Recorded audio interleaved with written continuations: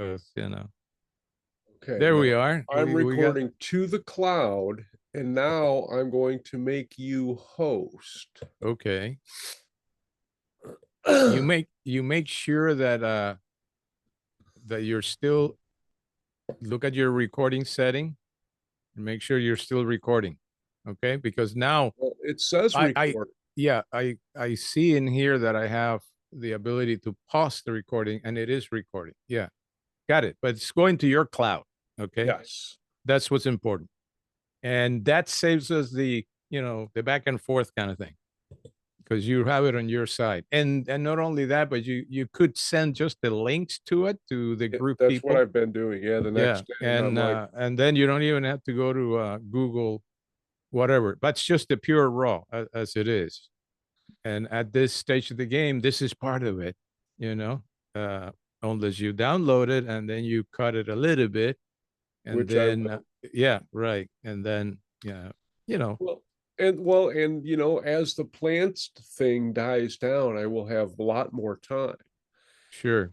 because I'm talking 2, 3 hours a day just on my plants. No, and with the heat outside and all of that, that's those 2 or 3 hours take a lot more energy than, you know.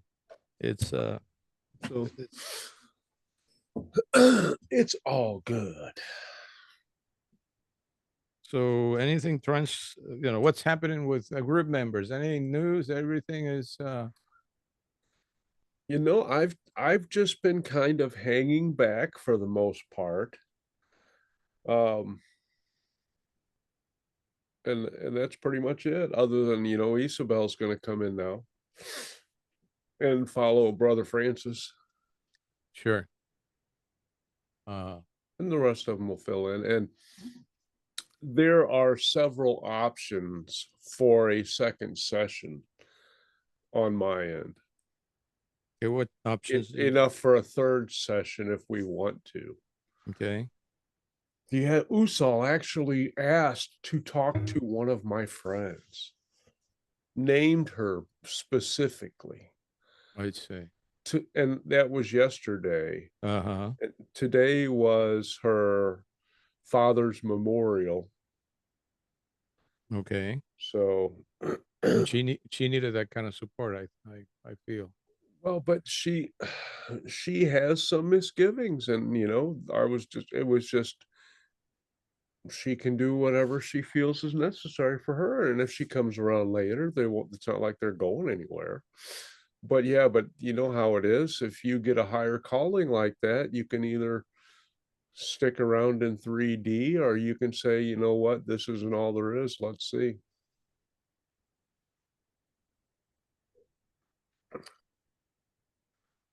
Have you heard from John Claude? No, I have not.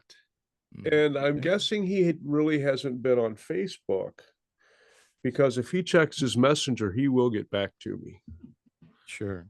because one of the entities who is in connection with one of his counterparts left a message chiding him that he will understand that energy and who it was directed to. I see. It was a strange situation. Mm. It was like I like the language came out in like old English, yees and that kind of shit. But Yeah. that was the Yeah. frequency that was required. The Beowulf kind of thing. I guess so. I don't know. I don't know that anybody could even make hide nor hair of anything that came out of that area as far as English. Yeah. That's Well, that was different for sure. yeah. And I like how Seth says, he says, no, you wouldn't last 10 minutes back then. Yeah. Well, one, I mean, the people wouldn't be able to interact with us because we would be so advanced vibrationally that they would either freak out or have some kind of adverse reaction, or The immediately. adverse reaction is what shows up for me, and I see a big old sword. And unless you really want to be crucified or tied to a stake. Yeah, yeah. Well, they wouldn't waste too much time using a stake or anything. They just no head, no arms, Yep. and Time two. to the catapult. We're gonna That's throw him to the enemy when they get yeah. close. Do we have anything that we need to put on the fire? We got some stuff here for. Uh, and yeah, But there's a profound sound, uh, silence, I should say, not sound. Sometimes silence is a sound, by the way, but it's a vibrational sound, for that matter. Anyway, Usol, have you made up what that stands for in uh, any sense? well, way back when Patrick did the heart meditation, it was Ut Solo that came in, and I asked three different entities about it, and they said it's not for you to know. Hmm. That energy is not relevant for you at this particular time. And then, on Lionsgate started on my birthday, and that's when they popped in. I'm like, hey, I'm open. Whoever wants to come in, it was a slow day for me, and they popped. And like they said, a couple days later, we're not going anywhere. Hmm. And that's when they came in on the hybrid children. Well, they came in and talked to me before, but it just wasn't on video. And then they Hmm. came in on the hybrid children, and they came in on the beings of light, and then they requested a session, then they requested to talk to the group. So I'd say they've been fairly active since July 26th. And they're open now. It's good that they open. The USO as a kind of an acronym for something else comes to my mind. Uh, and do you know what it comes to my mind? No, but I know what it stands for. What does it stand for? Us all. Us all. Well, yeah, you Because could they say that. refuse to spell it. It's us all. Yeah.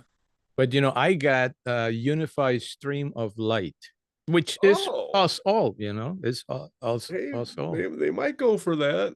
Yeah, yeah. But Well, and they're consult, not really saying. I think they just enjoy it a little bit, just letting us hang out there and I not know. know exactly what the heck it stands I for, mean, if I anything. I have some dragons that I really didn't know how to identify on a one-on-one basis, so I call them collectively, guardians of the cosmic fire. That's just what came to me. And then I don't know, it was 2 or 3 months later. I can't remember who it was. It was one of the channel sessions, as a matter of fact, but I can't remember who is it that told me. Yeah, they like the way you call them, Yeah, that but I think that was Illy, yeah, I because think you it was also Lily. talk Yeah, I about mean, they Choco like the way you Canyon call them. in that one. Not that that's the real name or anything like that. Yeah. But I keep doing it that way. And more recently, I have been able to kind of stratify a little bit more specific names for the main. There's seven of them are the main ones. Wow. Yeah, I know we don't get a lot of details because you're busy and yeah. And then recently, I would say last week, I think it was a very good channeler that's on YouTube from South Africa, and she has a little short clip announcing that she had an encounter with the red dragon, and she explained what the red dragon was and what the message was and what it symbolizes. It's really very primordial energy, and it said the red dragon is here, and it also means that the other six primordial dragon energies are coming as well. And I said, holy macro, does that go along with what I have been experiencing with these guys? awesome. Yeah, And all of our biologies are being expanded so we can handle more, not only greater energies, but more diverse. I know that phrase keeps coming up. yeah. But what is really remarkable is that you just have an inquiry in your mind about whatever. It could have been as a result of one of the sessions that we have. You have that inquiry in your mind, and the next day or 2 days later, something pops, somebody says something, a dream comes in, and bang, there you have, your inquiry being addressed. It may only take you a little deeper into it, but it's amazing. Just absolutely amazing. Agreed. And the beings last night, I'm like, "Oh my gosh." Totally different energy, strong, strong. Took me a minute, 20 seconds just to come out of it enough to stop the recording. But, they started by saying, "Think about your heart. Now build it up layer by layer in That's a every good way, one. and each time it can handle more and more love, and now you're gonna use that to radiate your love to the Earth collective because you have grown and grown," and talking about lots of different things for 8 minutes. It was very interesting, but it was totally new. I didn't get any snapshot of any physicality at all, and I got the impression that they had never interacted with humans directly before. It was more, from a far energetic distance is what I would interpret it as. But yeah, them coming through on the body, they were thrilled. But the bodies are miraculous. They said they're transmitters. Every organ Yeah. transmits. Well, it truly is. Uh, it's a community, and you could also say that it is a universal unto itself. And let's not forget the most fundamental particles of the body. You go to cellular structures, but you can break that down into almost nothingness. Nothingness as far as we know. As far as we know, yeah, absolutely. Nothingness is everythingness. Like like Chris said the other day, when I asked him, I'm like, "Are there universes without patterns?"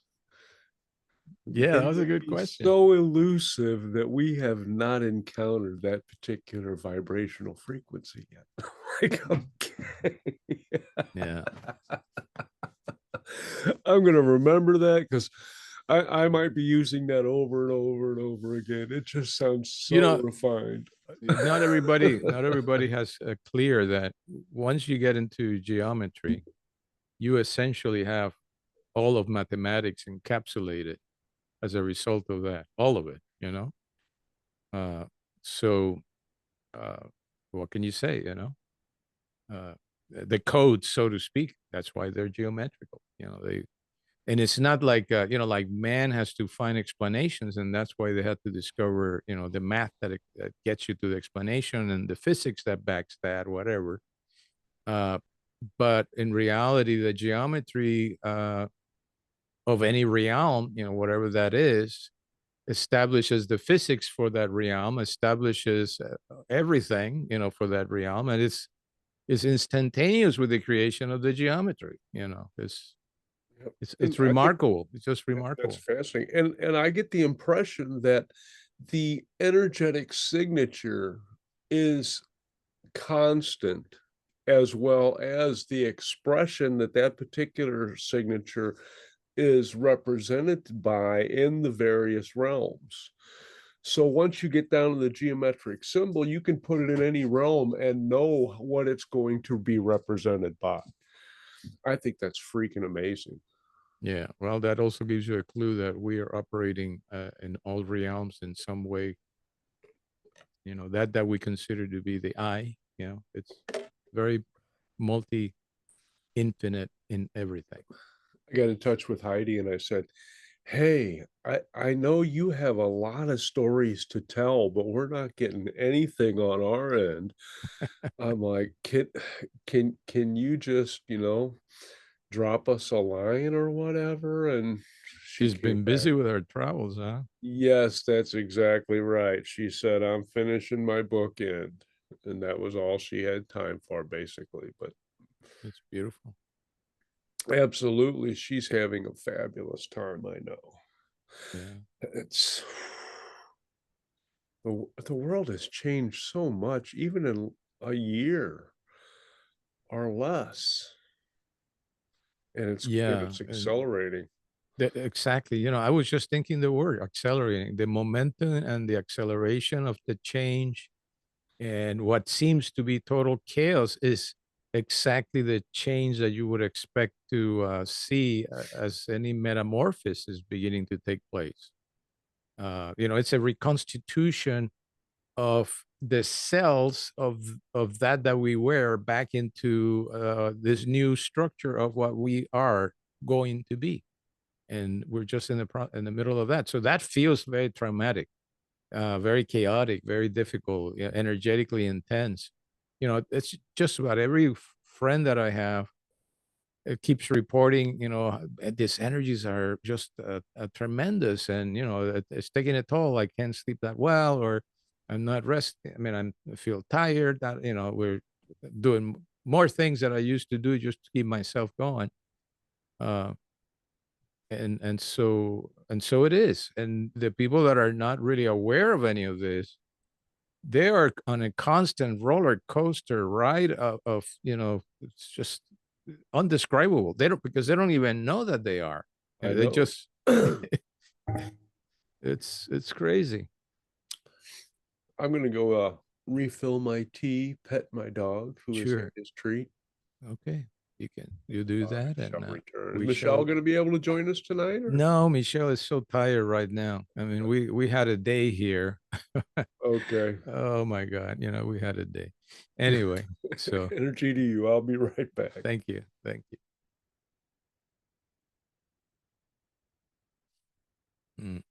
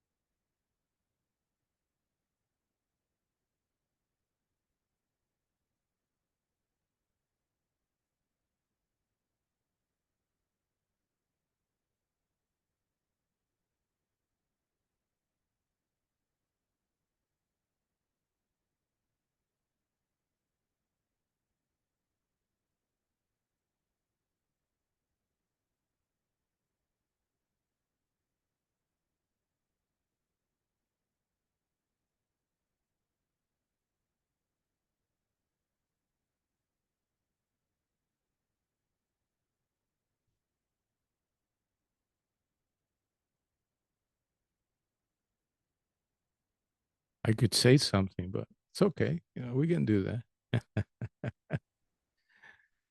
Hi, Christiana. Hi, David. To wave.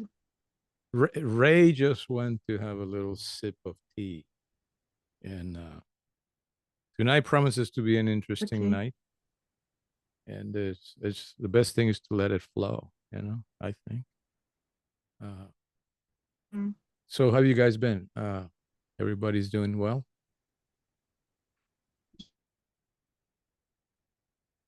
Christiana, how are you doing? Me? Yes, you. How are you doing?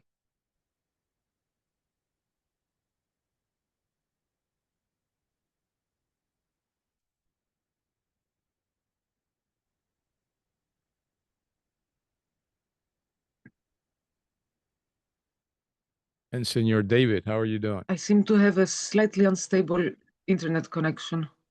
Slightly. So it's cutting it up, maybe. I'm good. How are You're, you? I am good. You know, Family's doing great, David. I Yep. hope. Yeah. Good. Yeah. Just busy with school and Yeah. Yeah. work, How and how hot was it today in Magdalena? I think it was about 92. 92. Okay. Hello, Miles. How are you doing? Hello. Mm. Yeah. Finally, I get to see this beautiful face this week. Feel the same way. Right back at you, partner. I will go out and restart my computer. Very Um, well. You're here anyway. I will be waiting for you anyway So in back physical. in a Yeah, couple yeah. of minutes. Go ahead.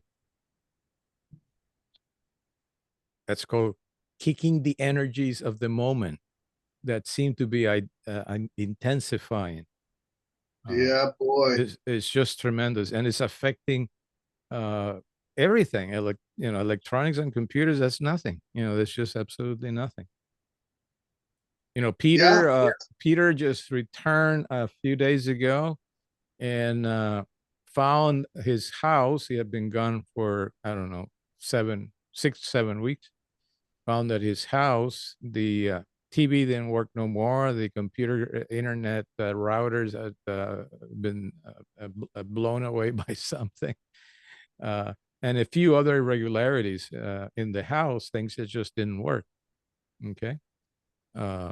And then he said, I got to tell you about, the energies that I also encountered, the things that I saw, And welcome, Miles and David. Woo, woo, woo. Hi, Ray. Hey, Ray. Another energetic evening. Woohoo! Woohoo! yeah, we have Christiana that was here for a second, but she had to reboot her computer. I heard her voice. Yeah, to get the connections work appropriately. So Yes, I'm sensing that she's trying to return at some point. Well, yes. maybe it's because you told me that. Yes, maybe that's But all that possible. and yeah, I don't want to be saying stuff like that and become an example tonight, but that might happen. Yeah.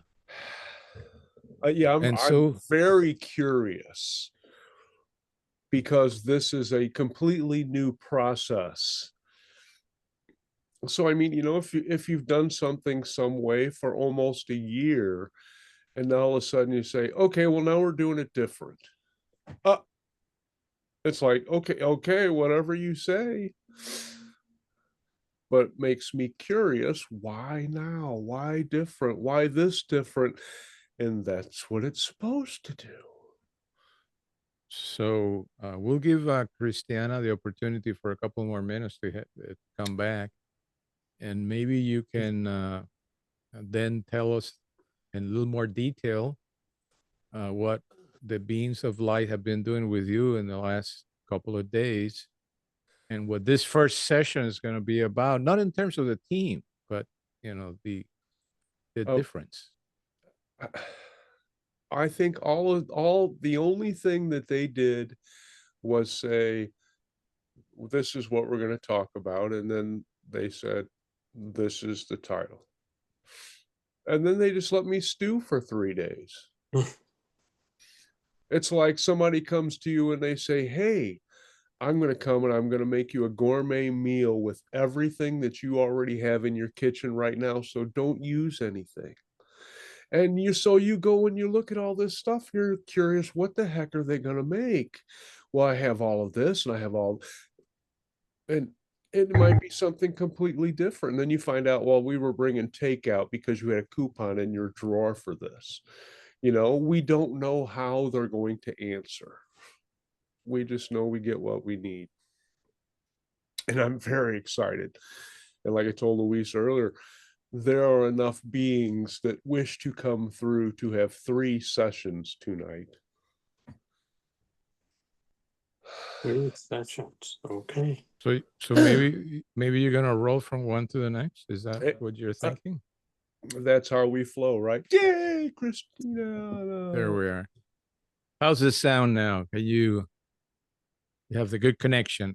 Yes, it's much better now. Thank Oh you. yeah, we hear you with great clarity. Dun, dun, dun. Beautiful. Well, with that, I guess this is the initial group that we're gonna do this here tonight, and we have Ray, who is very eager to get into a new expression for the beings of light.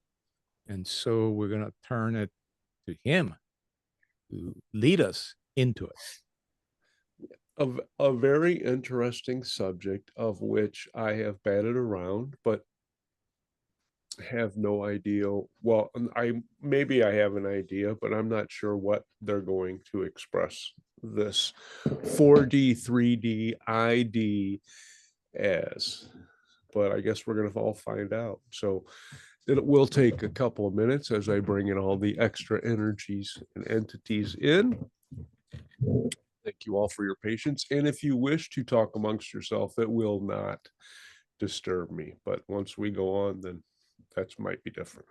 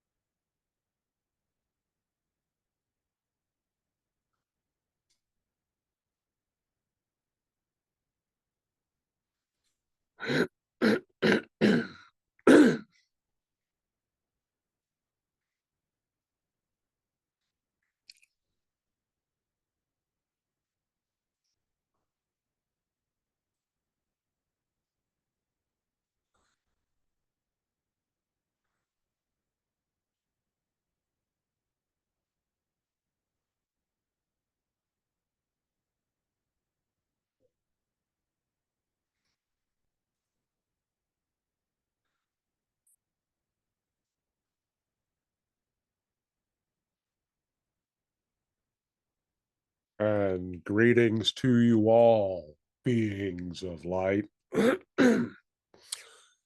We have come forth with our message, or at least a snippet of our message, to spur a little interest in how you may view your identity. Now, the terms 4D, 3D are really abstract in trueness. We will consider those densities, and they are important in an example for the 3D version of humanity or your chosen experience in this realm is very closely tied to the planet from which you came, which birthed you. And the term 4D, for density, recognizes that while there are still 3D experiences predominant in that identity, we will say, that there are also easier connections to the spirit world and vice versa, merely like a higher mountaintop, so you may see more of yourself, and yourself may see more of you looking at you. Now, in this simplified version, we ask you to think of those things you determine as 3D activities. Of course, transportation requires some physical effort. It requires things to move seemingly in your space time. Your digestion, various bodily processes, perhaps your creative aspects, all have 3D manifestation attributes. There are a myriad of others. All of your medicine, your engineering, a lot of your education and trades, and in some ways, service-oriented activities are all geared and focused in maintaining a 3D perspective. While those things such as channeling, talking with your higher self, praying to deities, deja vu, instant cognition, or the other inner senses, as Seth has spoken of many times and is familiar to this group. Now, on your identity, we wish for you to focus on your body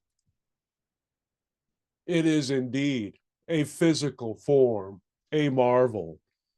And as all of you and many others know, you are a light being, a being of light, energy expressed in this form.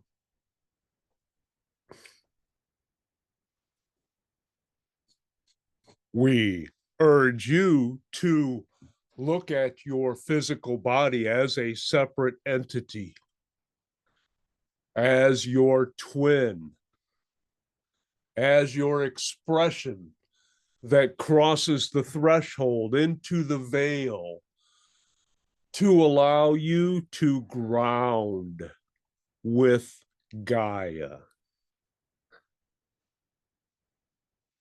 This body is your key, obviously, for navigating this reality. But in truth, it is not you. It is what you have created to explore this version of you. Yes, your body is a magnificent creation of your mind. Now, it is vitally important, and it is vitally important that you treat it as a friend, for it will enable you to navigate the physical world in a more spiritual, less dense way.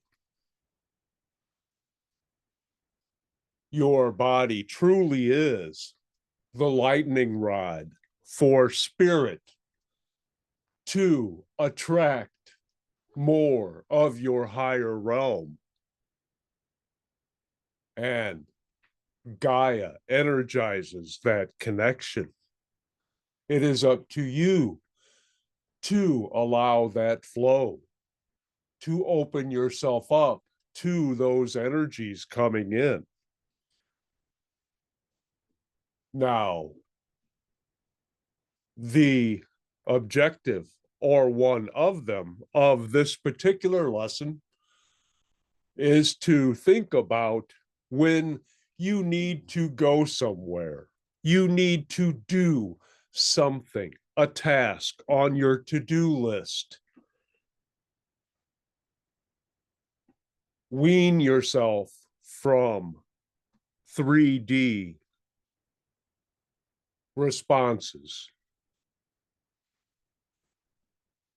If you need to know if the construction is done on your way,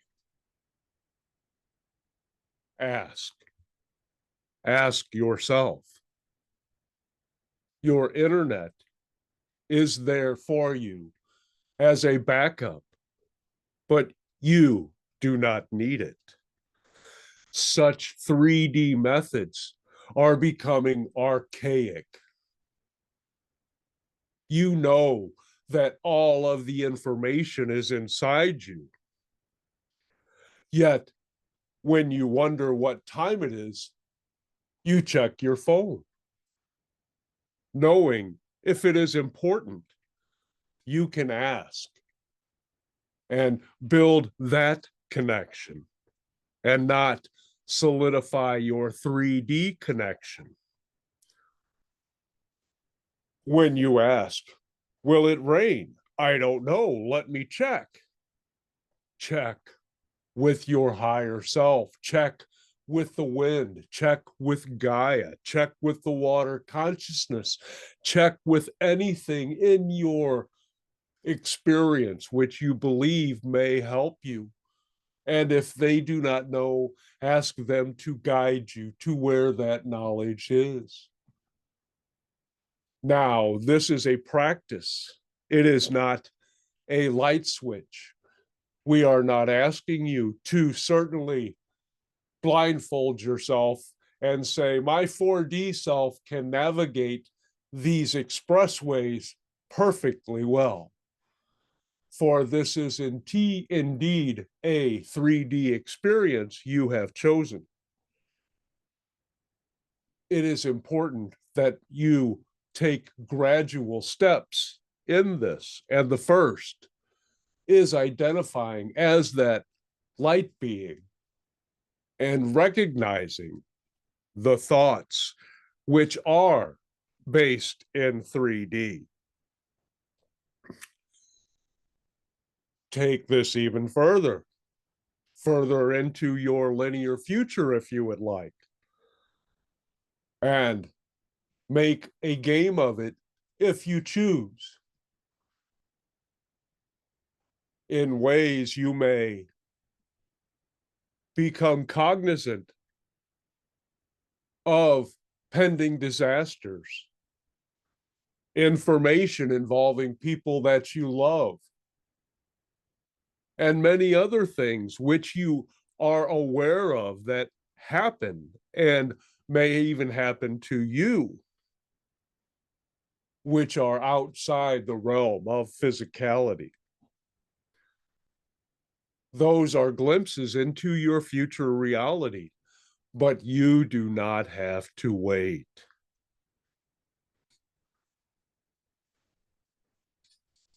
You have this connection.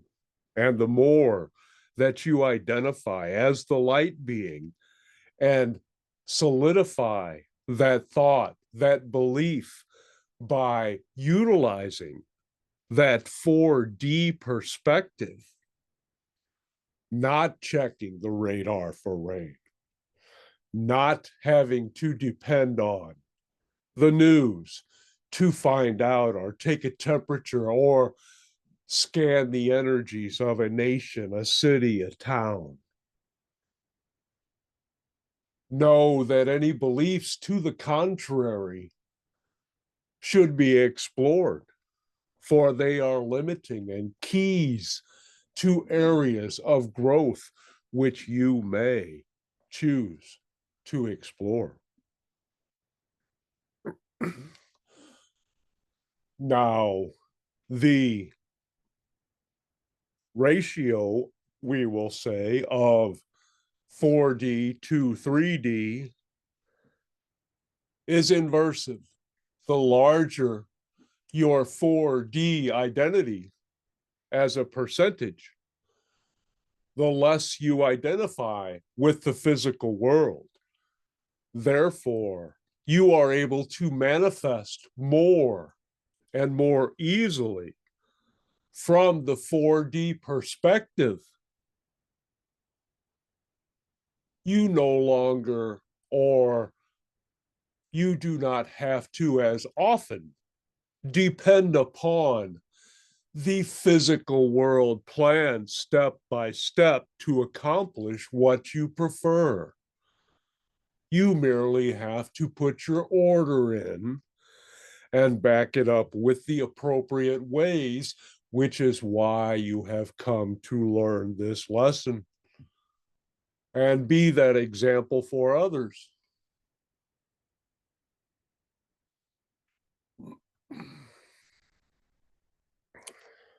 Now, again, this is a learning curve situation, and we merely ask for you to begin to think, do I need to check in 3D terms?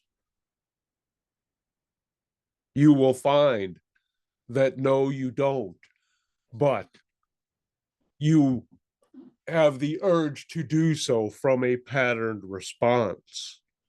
Recognizing those patterns exist will help bring those situations to the forefront so you may review them.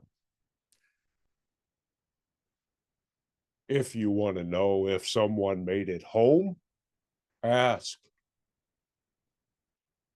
There are countless examples that you can use, and you do use, each of you, on a regular basis. You trust that information coming in. Why not broaden it? Why not deepen it? Strengthen that signal, build that relationship.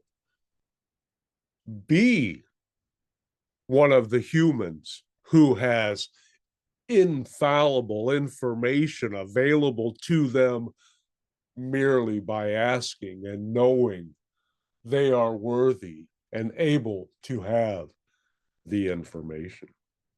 You have that power.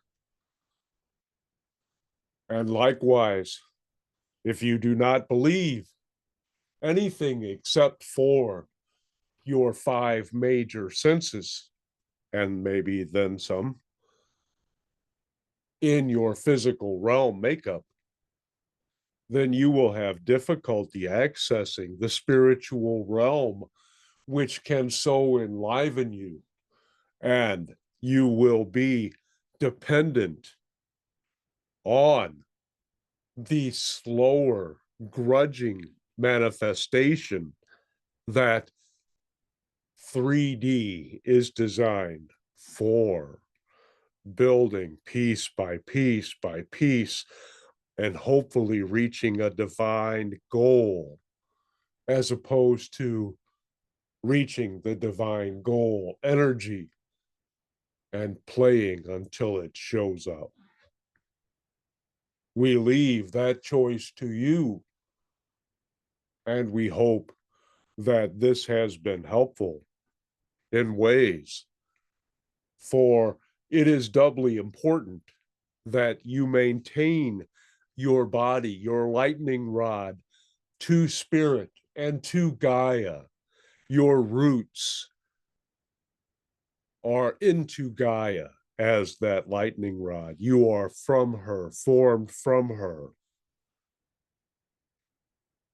But you do not live there.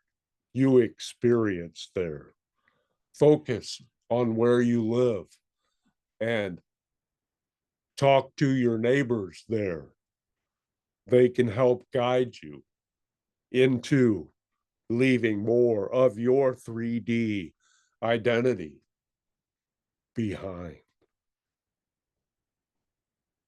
And we hope that this has been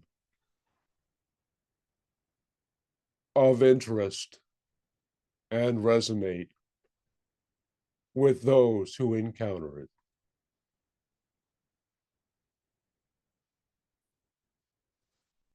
And we are open for clarification or queries of sorts. Thank you for the beautiful message. So 3D and identity from external definitions and external devices, definitions from, jobs, names, religious, whatever connotation, any other kind of, personal achievements, all of that, to unground from that, so to speak, and external devices, phones, computers, and try to ground internally to the vibrational feel of what we are. Is that the core of the shift that we're talking about here? It seems like it has the keys that are necessary for so many other transformations that we are in the midst of. We will say that that is an individual choice and mission. For indeed, all of you have chosen to identify with spirit, and spirit has chosen to identify more with you in ways beyond your soul group at times.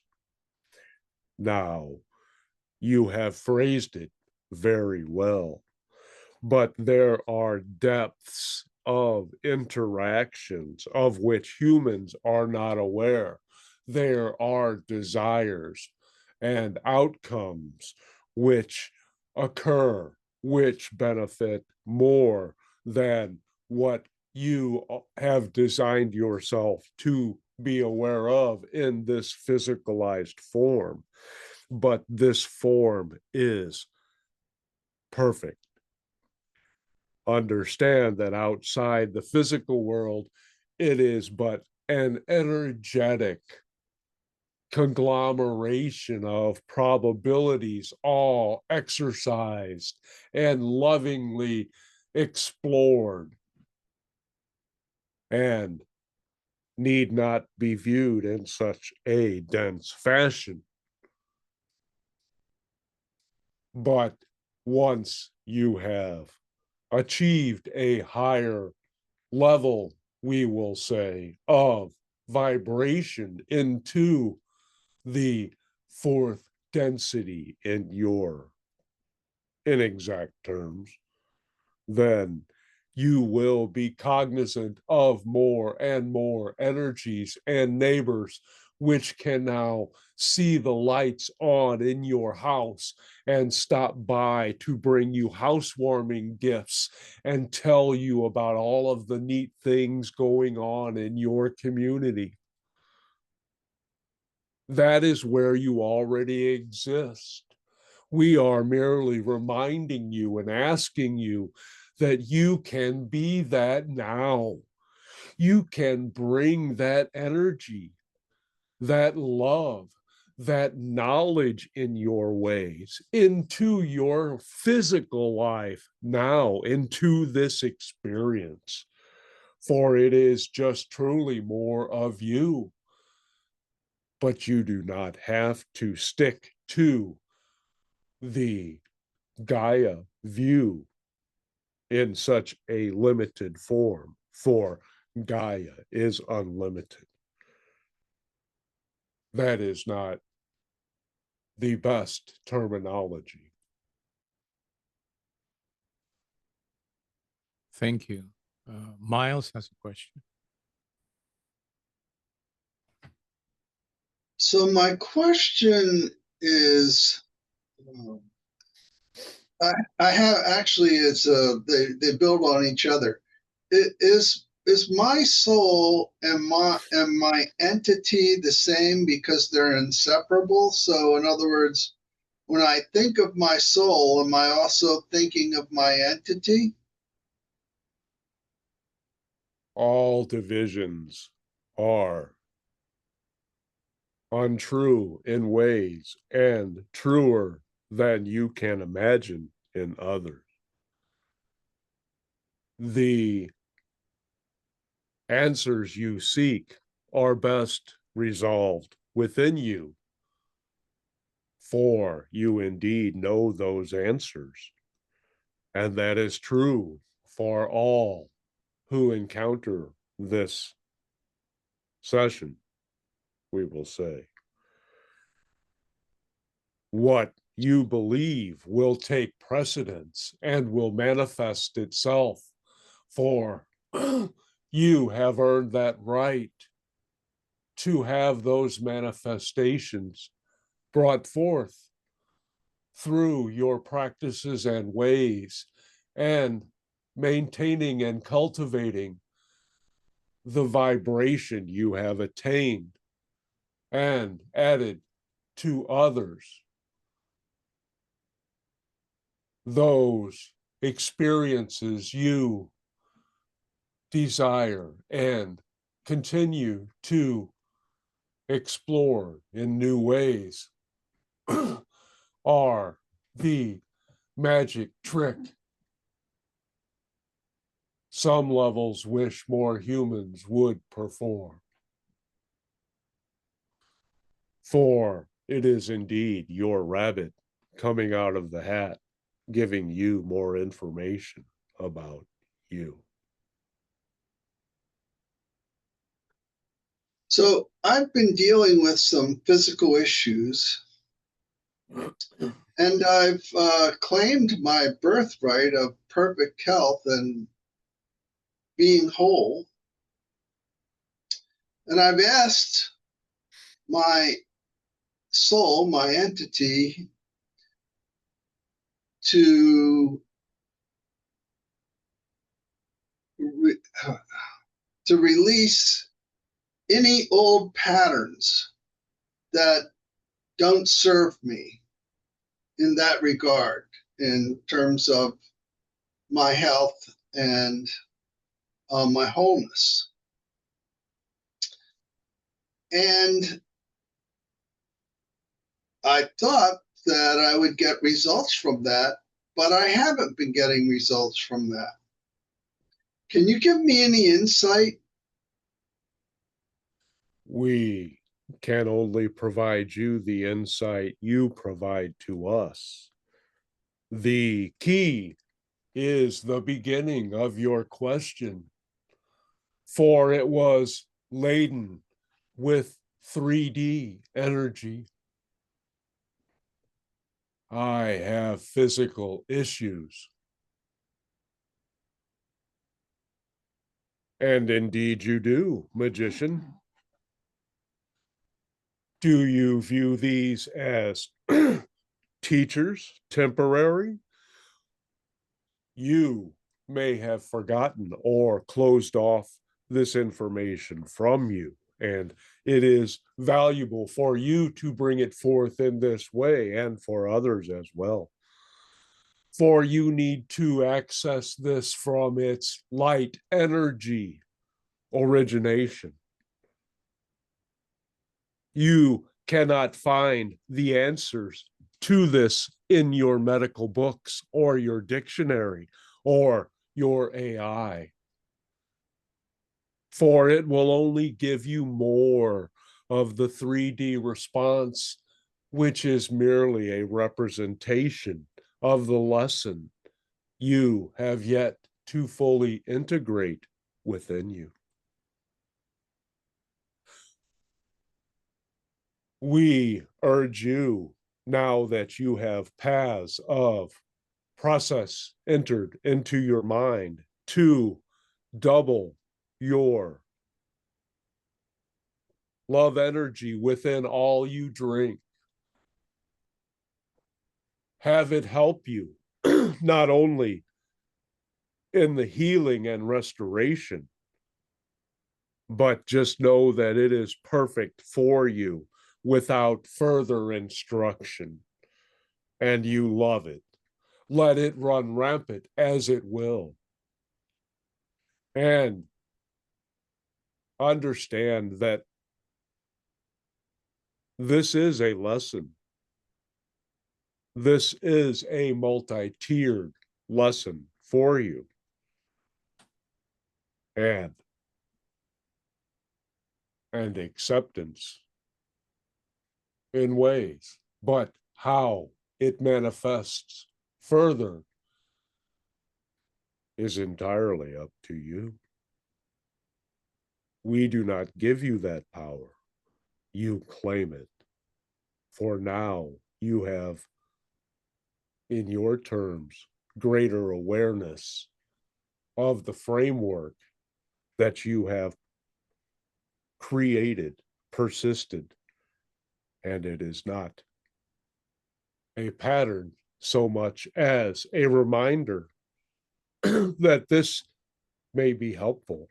And we also wish to remind you that you have progressed into healing other portions of yourself. And when it seems that you keep on learning and growing, you indeed are, but you are assisting others in their growth and expansion as well through your actions in your physical reality.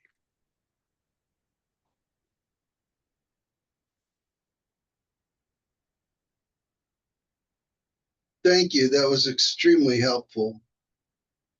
I understood it, and that's going to change my life. Thank you. You gave us the answers. So, as one tries to better stick to a 4D identity, a couple of pillars seem to be very important. Sovereignty would be one. Compassion would be another one. You know, becoming more compassionate, becoming more sovereign energetically. May you please expand on your term sovereignty. sovereignty, energetic sovereignty. In other words, not affected by the external affairs of the world, but just going inwards and maintaining better and better your feel of all that you are. Basically, your awareness of you, kind of, would be the way that I would describe that. Uh, and does that make sense?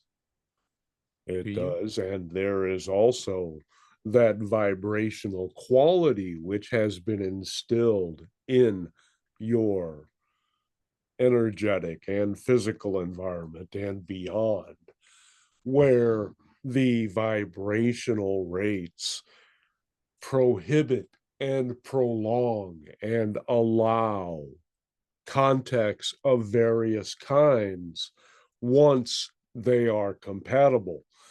That means that they have achieved a learning curve from their expressions to that point, we will say, which has allowed them to expand further upon those other lessons learned, energies revealed and created, patterns established and developed and expanded, and more.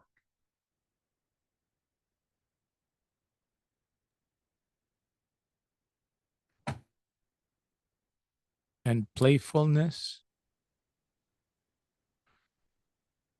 That is a form of joyous expression in many realms, and many realms exhibit that idea concept in ways which both amuse and create new loving environments and expression of their own. For each loving creation is indeed creating, and the joyous expression therein resonates as long as it is desired to resonate.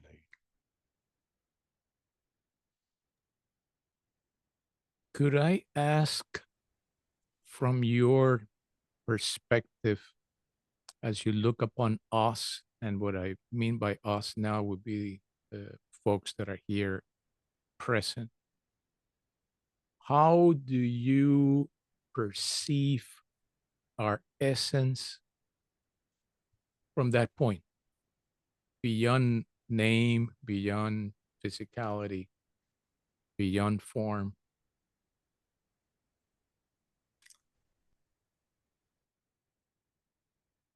We need not access such densities, for our awareness extends greater than those realities in way. And as you have tasted an apple, you do not need to taste every apple to know what that taste is. So is your infinite number of planets. We are sampling them all. We may hold in what you form and may consider consciousness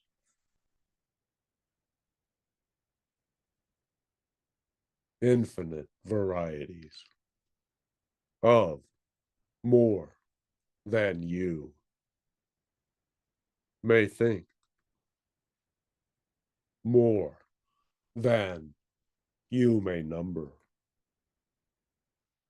And that is the loving view. We, even the term sense, is near useless. We experience. That is us. How? That is you as well. It is merely a different fragmentation of source.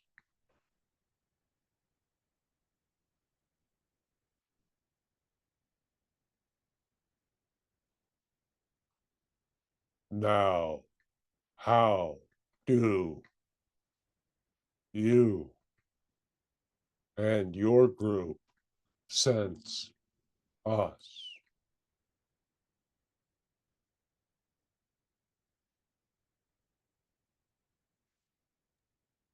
Well, I'm going to open it to the group. I would just say that I sense you as profoundly interested in the expansion of our awareness. And you're trying to help us ground, understand what that means, ground to the body and ground to the feel of vibrations that we are, and take some action in the domain of clarifying and stabilizing and seeking those vibrations that are more in the domain of compassion, playfulness, joyfulness, and connection to the higher self and beyond. Connections to the planet, through Earth, away from the artificial character of the external experiences that we have been so embedded and trained to be in. All kinds of things, from financial systems, banking systems, TVs, computers, etc., etc., etc. The news, all the affairs that we are exposed to, and detune from that incrementally and tune into the internal more and more. And I perceive you as very keen in getting us to be more aware of that process and basic understanding. A very wordy response for such a simple act and answer. And please review the 3D terms associated with how you view us. For indeed, anyone would merely need to say, we are a reflection of the love you have within you.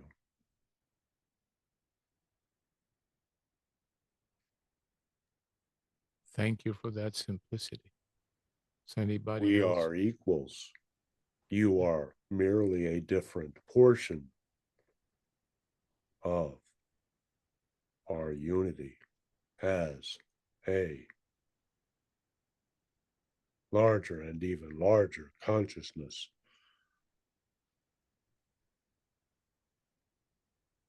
In your terms. That is part of your 4D lesson.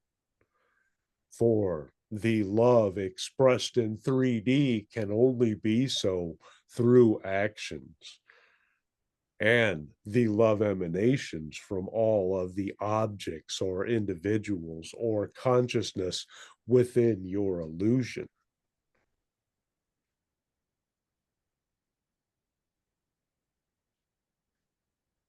That focus will propel you even faster through this acceleration and guide you with more and more loving guidance you will have enabled.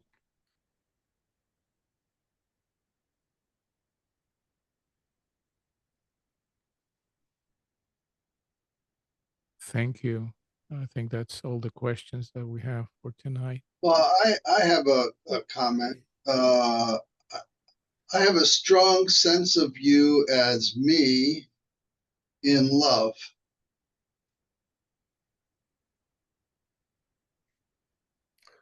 that gladdens us and shows and reveals and resonates with the higher calling which you have enabled to come through you into your earth moments. For you are truly living life not as a physical being, but as an energetic being having that experience. And that is a shining example of utilizing to a large extent your 3D world only as necessary. And we do understand that the development of telepathy will greatly enhance your ability to avoid 3D objects for the most part. But some physical objects will be required to enable you to ascend, to incorporate technologies, to enable you to build more useful devices and many other things to be shown. That is also part of the grounding energies into Gaia, to make those energies appear in your physicality. They must come through Gaia, as all does in your reality on Earth.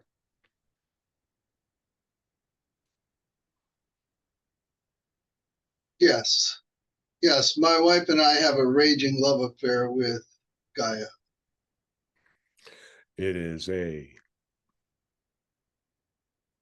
fine dance that you radiate for the higher levels.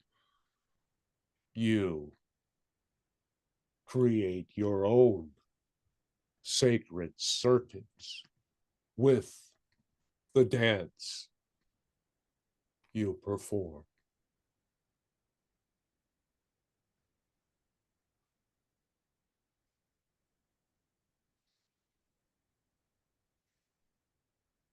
And in this lull, we shall leave you to your 4D thoughts, knowing that we are not physical and you are not physical, will help you to have that at the forefront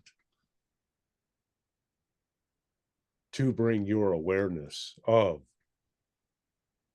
minimizing your 3D actions, which do not involve love,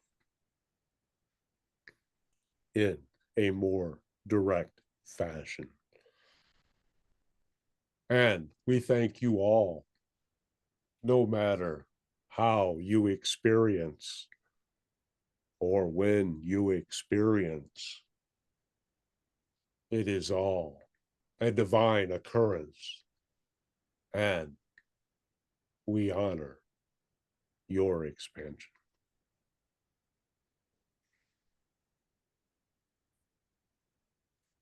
Thank you.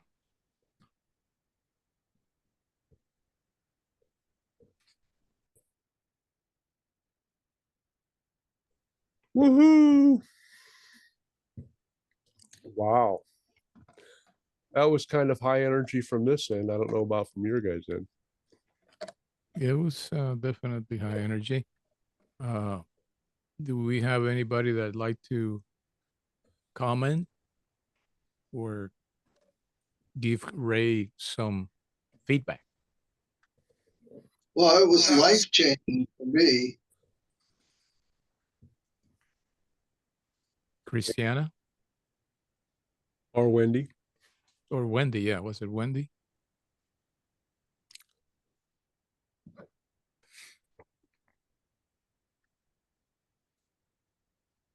They have a I sudden am taste. still kind of hurt But apart from that, it was very interesting. share with Sorry, Wendy, go on. oh, sorry about that, guys. We can Go hear you, ahead. Wendy. Go ahead. Go I ahead. just wanted to say thank you for that, the idea of the expansion of consciousness, because that's one of the things that I really enjoy is, and with my guides as well, is sharing those ideas of that more of an expansiveness of understanding. So thank you for that, Ray. Thank you. And thank you for the comment and adding your energy.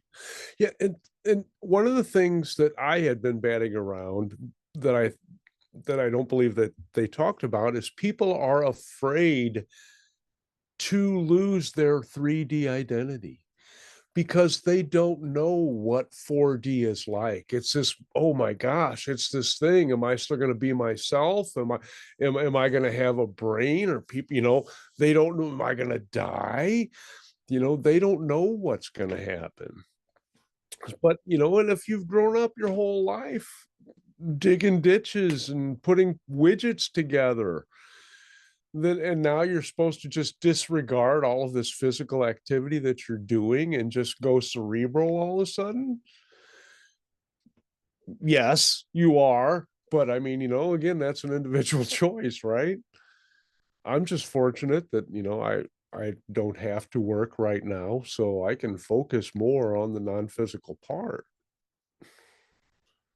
And a lot of it, the love expressions, that I don't think that they talked about that enough personally, because like Wendy and Arlo and Luis too, when you're playing your drum, that is divine love expressed through song, through energy, through frequency on many levels, not just physical.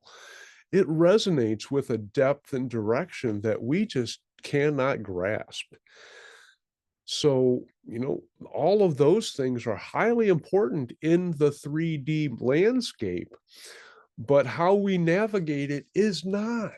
It does not have to be 3D in any way, shape, or form. And I'm not doing like Chuck did and tried driving blindfolded, but that's a bit extreme. But I I was told directly, don't look at your phone. If you want to know if it's going to rain, ask. Don't look at your phone. And since I run with my dog 5 times a day or so, sometimes we're walks and whatever it takes, but I'm like, okay, hey, we haven't gotten wet yet, and I knew when to water my flowers and when not to. So it's worked out so far, but we have to stretch that muscle, right? We have to build that connection so the universe says, hey, this is what's important to them. So we need to make sure all of this energy and information comes through. Well, I take that approach for a slightly different reason. And that is that I don't want to look at the weather because that'll prejudice me. And I create the weather. I'm the creator. Not something out there, not something that is, because every moment is new, completely new. So if I give some credibility to the weather and then I look at it, well, that's sending me in that direction, in my belief, in my expectation. So I prefer not to look, because if I can hold my focus, I can create the weather that I choose. Amazing. I love that. But that was exposing me to a pattern of behavior where I was depending on 3D instead of using my skills and my access. I think that was the whole point. That was, personalized it for me. So now, as of today, no, I haven't looked at the weather at all. And I just know. I mean, and as long as I believe I know, then that's worked. But thank you, Miles. Yeah, they were really impressed with you floating around in this physical reality, pretending to be humans and kind of laughing at yourself, saying, that you, you really just, you're just kind of waiting for this ride to be over with so you can go to the next one. It's not that you're not enjoying it while you're on it, but it's like, a ride at an amusement park. You're just like, this is fantastic ride. And I can't wait until this one's over so I can go to this one, but I'm not losing sight of this one right now. It's Yeah. But I have a long list of my own addictions. well, raising your vibration is one that we all respect and benefit from. Thank you. My pleasure. And that's why I come here. You all do that for me, and I'm extremely grateful for it. I love you all. Thank you. Anybody else has any commentary? I have or- a comment if it's okay. Yes. Something that you said kind of stuck with me for a moment about the idea of being afraid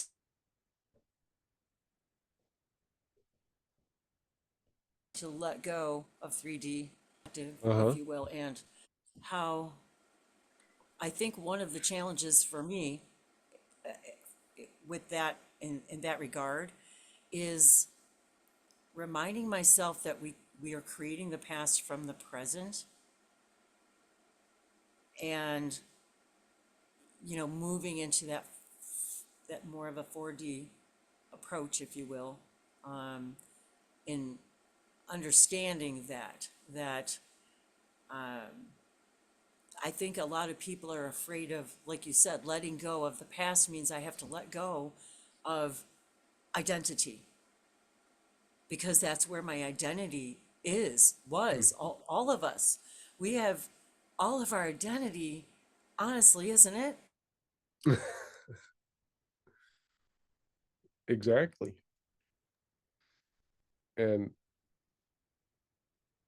We have identity upon It's identity. all wrapped up in what we perceive as the past. Into that it's like we get to decide now, consciously, moment by moment, who we want to be. Once we understand we are not tied to a perceived past, that we're creating it right now.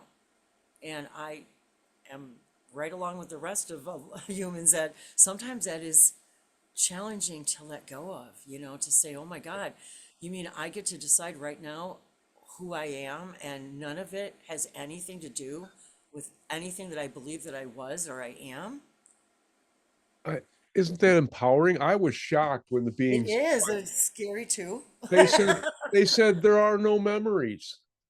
You just accept that in your present moment, that's your operating system that you choose to base your steps going forward on. You can make them whatever you want and believe it, and that will be your reality. So I can say, look, no, I was just hatched on a spaceship and they brought me down and took the other ray with them, and this is my reality now. And who's to know the difference, right? Exactly. It like dawned on me today when I was thinking about something, of course, related to the past, and I thought, wait a minute. If I'm making this up right now, I can decide to make up something different. Mm-hmm. I get to choose. It was like, I get to choose my past. It's just, yeah, And that's, it's a great tool, or I think it can be a great tool to resolving traumas, because you look at that and you say, this is how I believe this situation happened, and if it would have happened that way, these people are trying to teach me something, so I can look at it different now, and hopefully they can identify, separately from it. Otherwise, they're going to get drawn back into it. But that's the lesson too, right? We have to resolve those triggers, and not as much as we did before. I love that too. that now we can just rough over some of those little things because we're vibrating so high. We have that trauma Kevlar, so to speak, trigger Kevlar. Yes, and that's so true. And of course, that's a very expansive idea, all of in its own, that when we are no longer tied to the past, then we, that the whole idea of that, of trauma. But of course, that's a very, broad perspective. Hmm. And what's even more interesting sometimes is that not only are we perceiving a past and we're creating it right now in this now moment, I'm also reminded that the past that I'm perceiving right now, this moment, is not necessarily the past that I perceived 2 seconds ago. And I just don't remember that. I'm like, what? It's like, okay, so Yeah, we just don't realize how many choices that we have to choose from. I find it fascinating. so And yes, thank you for opening the consciousness expansion doors once again as we gather and as we gather here. Did you have something you wanted to mention, Dave, or comment on? Well, thank you, everybody, and thank you, Ray. Uh, I guess I wanted to say that I sort of view olive channeling as a breadcrumb that we left for ourselves to discover more of who we are. And the details of where who the channel is or where they come from or what they represent, it's always the most appropriate thing to remind us who we are in the energy that we're currently in. And it's always going to come through to our best benefit. And collectively as a group here, what's going to benefit all of us in the best way possible. And sometimes that channeling is presented in a way that's a little harsh, and certainly not from you, Ray, but in different channels in general. Sometimes the way we need to hear the message has to come through very powerfully and in a way that really knocks on our door a little harder than others. And it's all really coming from love and being presented in the way that we could hear it the easiest.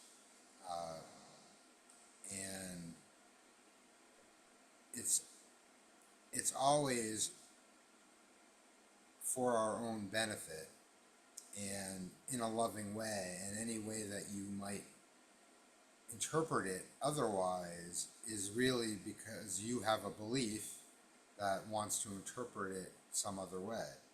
And I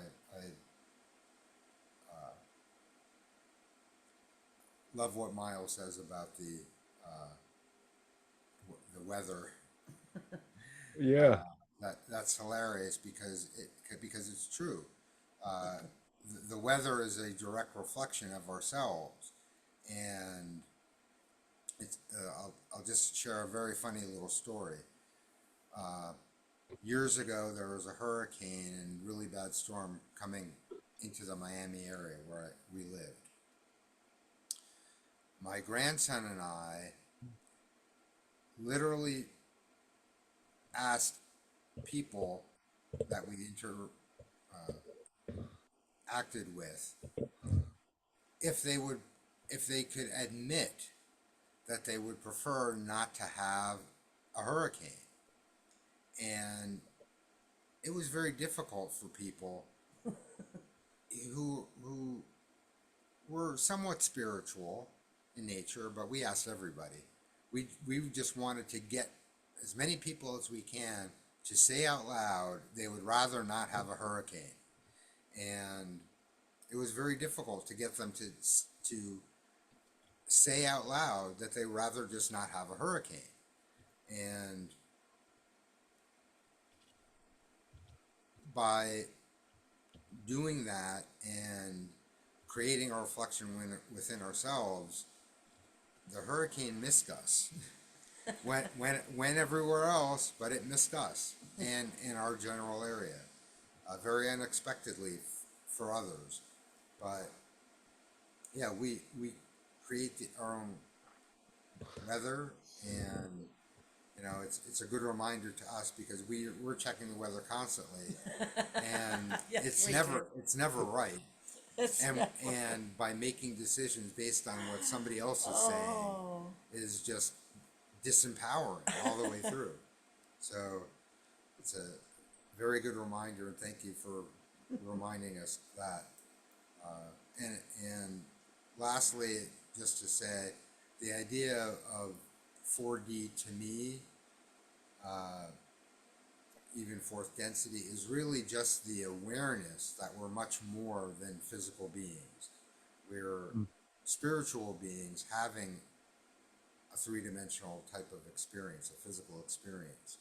And there's no rule that says that we can't bring that spiritual essence of ourselves into the 3D world, into the physical world, and we don't even have to call it 3D.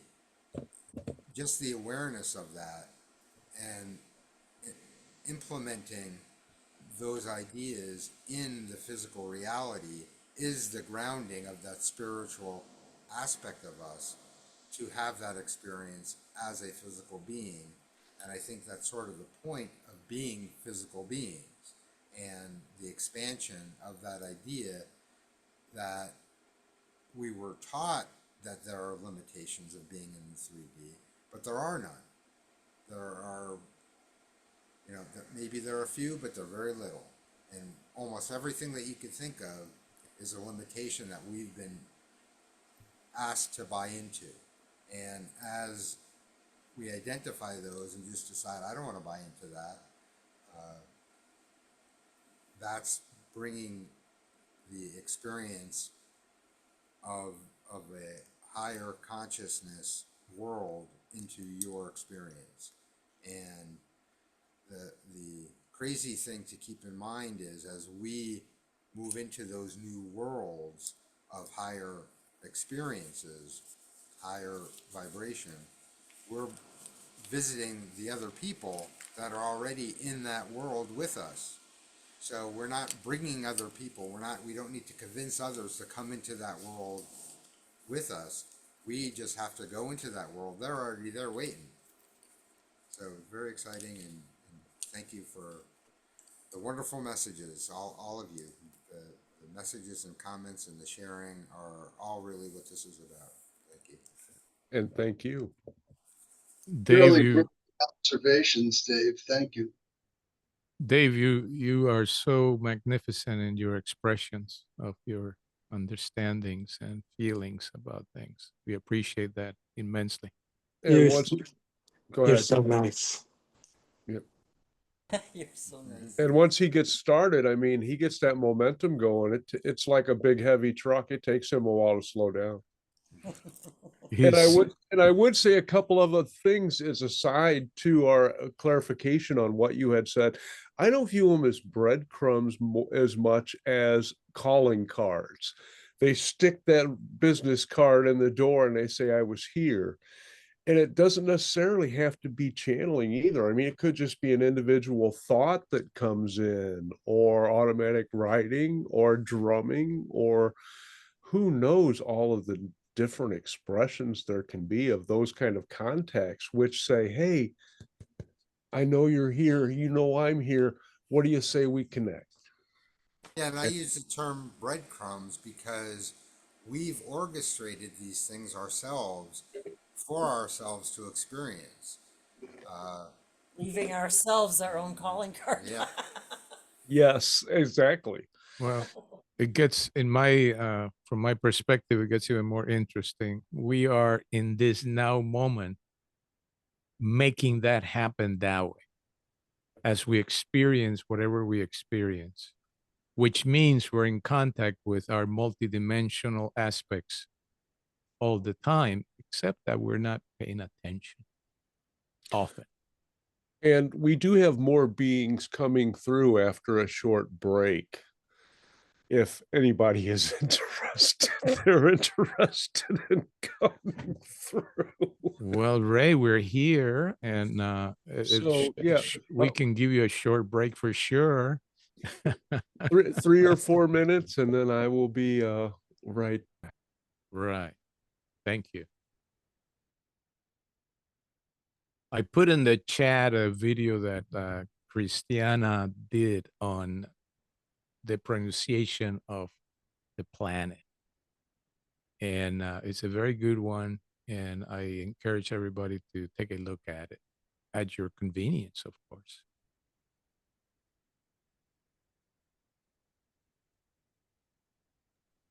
We need to respect free will and freedom of choice. Well, yeah, for sure. But at the same time, it's important to spread the word a little bit, and people can, memory, cellular memory is very strong, for sure, Yes, it's very and it's kind strong. of hard to change the reflexes, you know. Yes, very, very. And But you know, awareness is also important. So, I try to see it from a higher perspective, and I realize that this is just one example that I incarnated as a Greek. But since I chose to have this lifetime as a Greek, I thought I might as well, you know, because literally, you want to play the part, right? yeah, because 99% of the Greek words used global wide are always mispronounced. So I thought, okay, if nobody else is doing it, I'll do it. Thank you. And we not only are grateful to you for that, we like the way you express yourself as well. Soft and kind always. Amen. Thank you.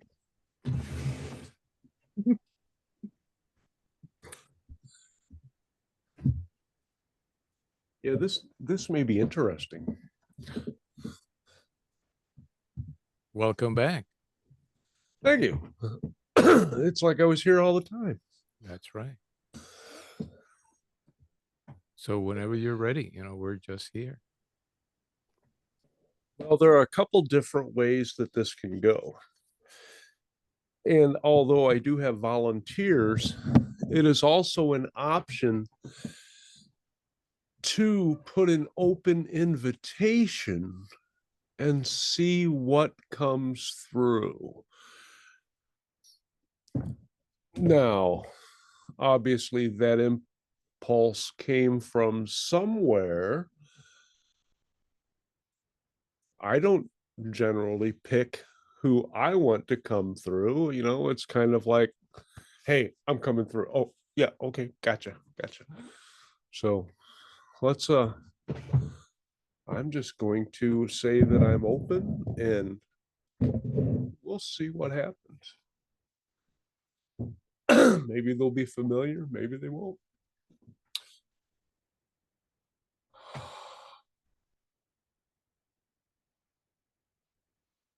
We are familiar to you, but maybe not in this guise. GUISE, guys.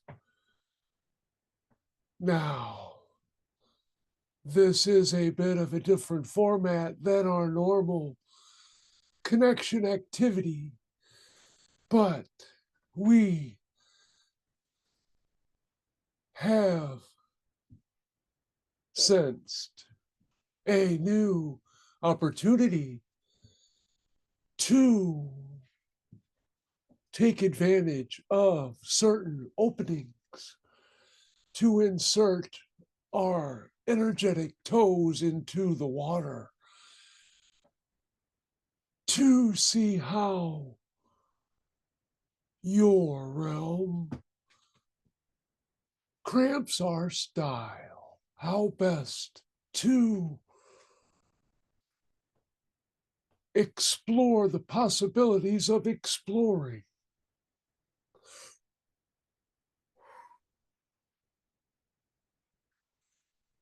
And we see that many have come, as you know, before, for the earmarks of many energies and entities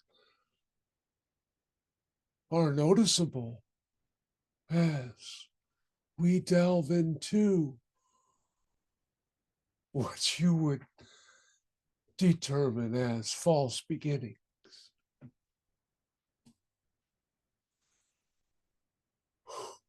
We see you as mountains of energy,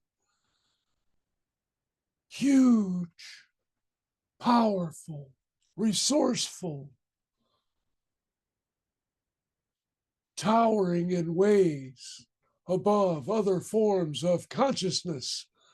For the peaks that you have climbed are indeed you, as reflected in the efforts you put forth to ascend there.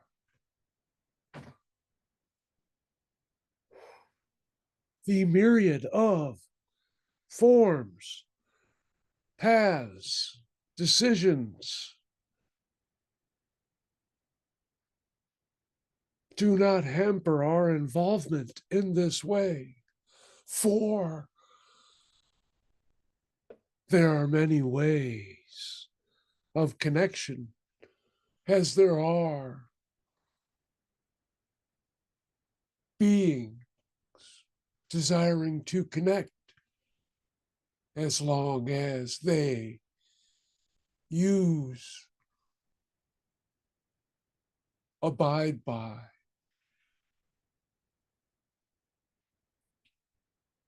patterns acceptable,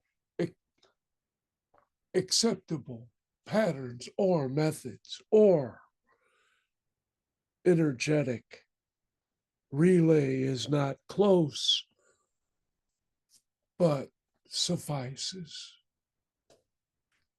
We understand that you, as gigantic, powerful beings, do not see yourself as such, and indeed view yourselves more as the grazing sheep on the mountainside rather than the mountain on which you graze. It is a dichotomy which may be viewed in humorous ways, depending on perspectives.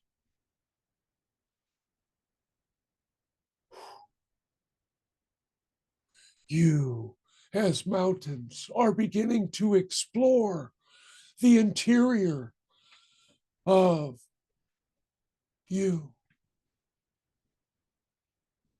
the Gia of you.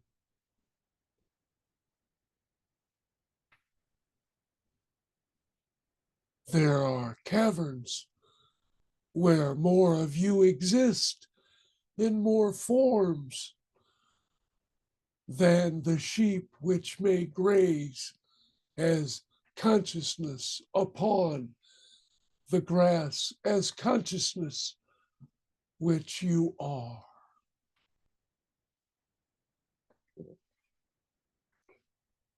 And there is no bottom to your mountainous projection, which you accept as more of a more genuine representation, replica of your greater, more grander full.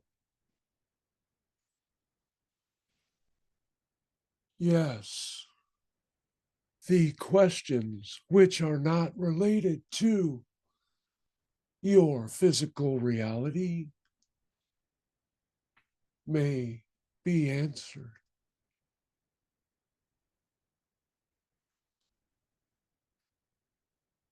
we may answer, and you may guess which question, if you prefer.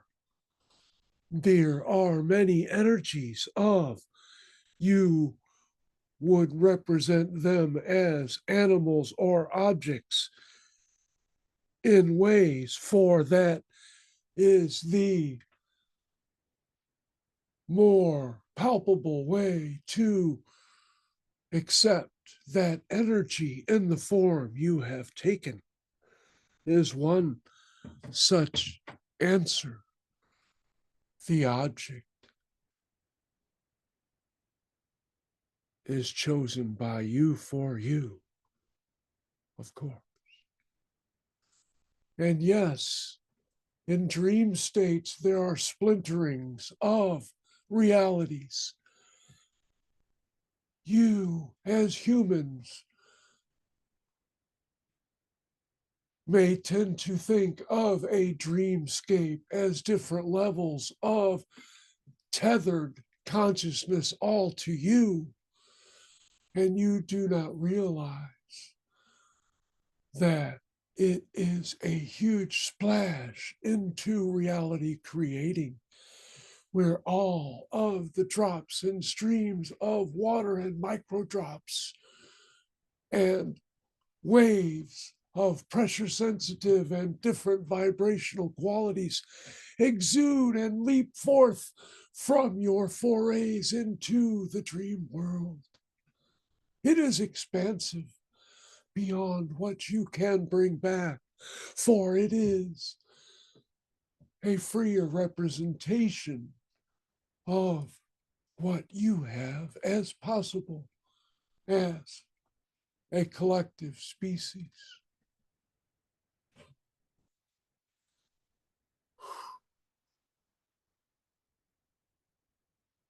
There is a representation of a barn or seating for a thought pattern amongst you.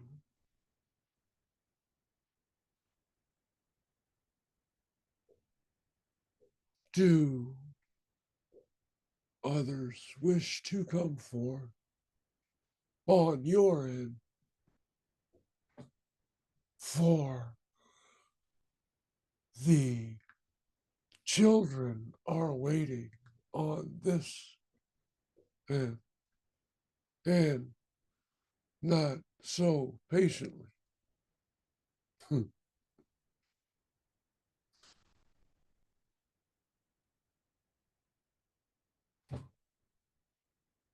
Then we shall abide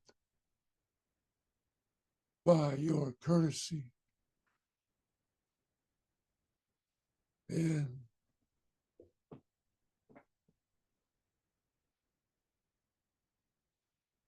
allow more energy to flow alongside your own. For remember, this is you, and you are very proud of that realization in more use than you know.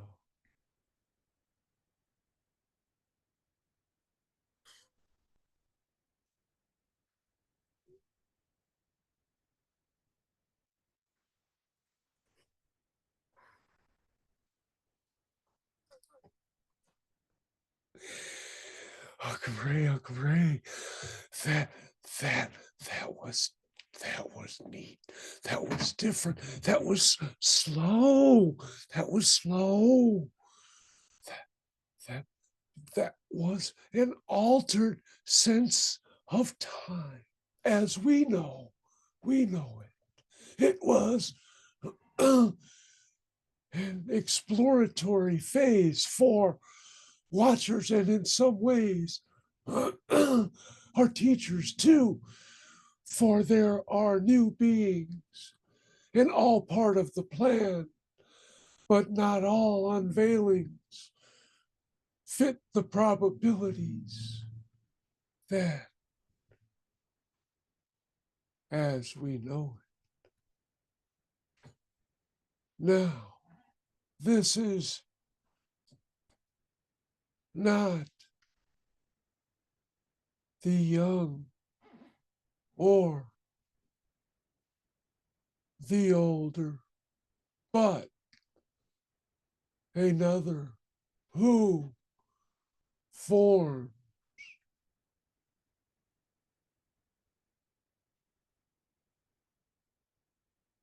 other forms of those you may create on your physical level by combining two or more or many more of your specimens to create anew.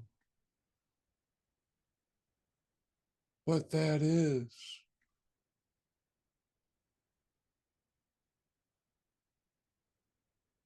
one grain of salt in your salt shaker, for there are directions which have consciousness, occurrences, encounters, events, joining. As you know,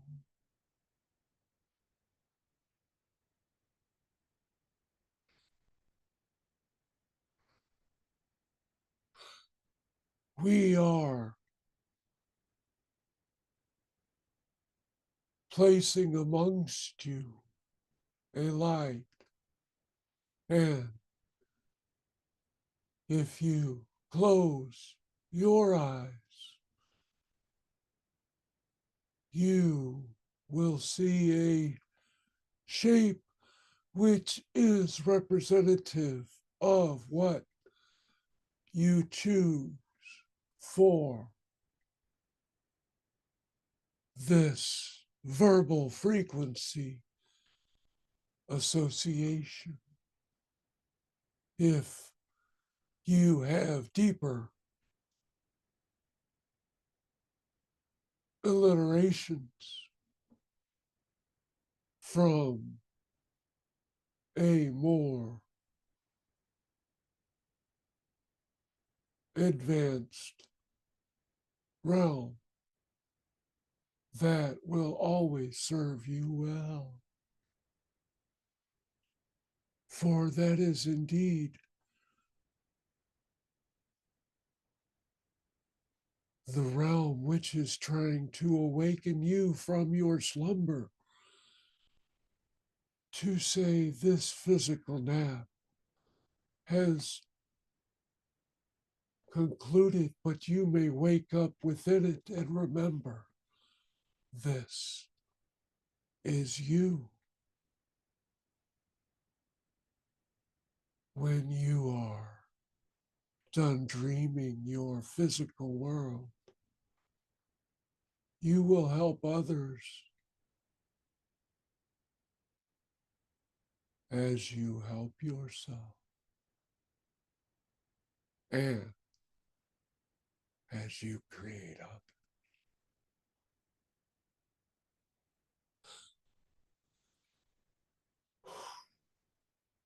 Let those objects within you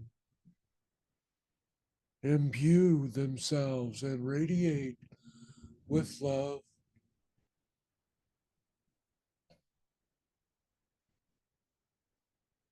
Glow and animate and see the depths of the geometry within those symbols.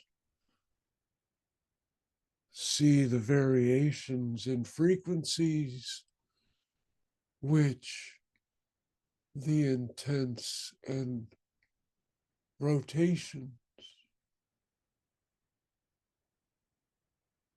provide. 4, those may be representations of other aspects of you. And tunnel your consciousness into more extreme environments and ways far different than what you may know. But if you are ready, you can hop aboard that consciousness train.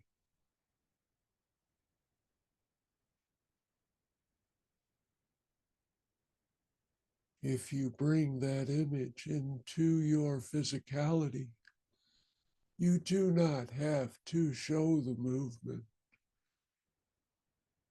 Just see your pen or pencil continually moving within the lines you have captured. As such representation, it will sing, it will call, it will add to your energy and beacon. And that is one of the keys to your ascension, which will be commonplace amongst your kind. But there will be access points and such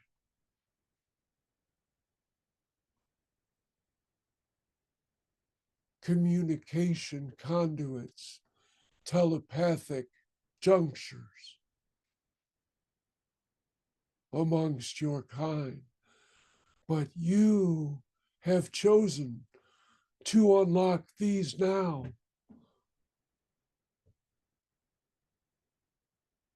For you already are.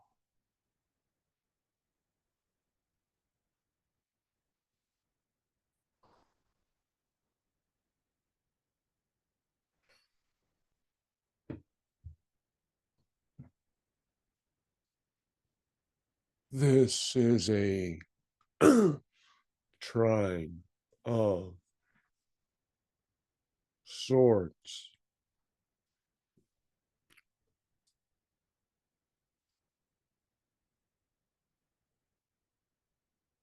A flame of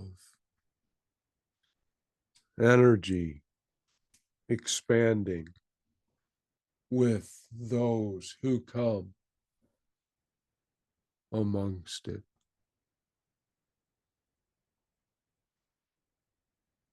We are representative of a blue flame energy, which shall be representative of a static wave on your electronics.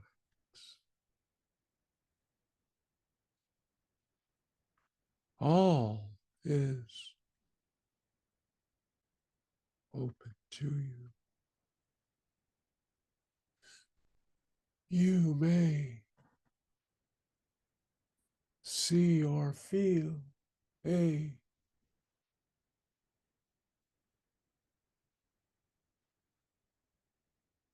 silvery, slippery cord. The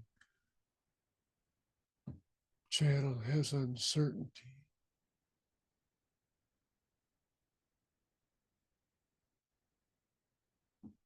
But these representations are signals to you to recognize the energies which you now not only have access to, but can utilize and call in and accept in ways which you may not have considered part of your flow. And we shall not be with you in your form, but you and another shall come to us.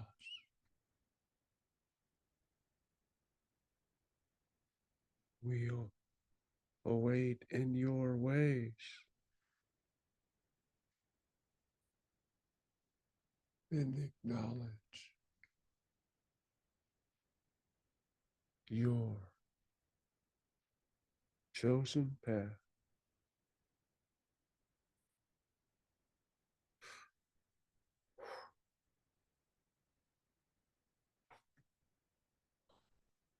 Oh, okay. Now, yeah, this is Ray again, but there are beings wondering if anyone has questions.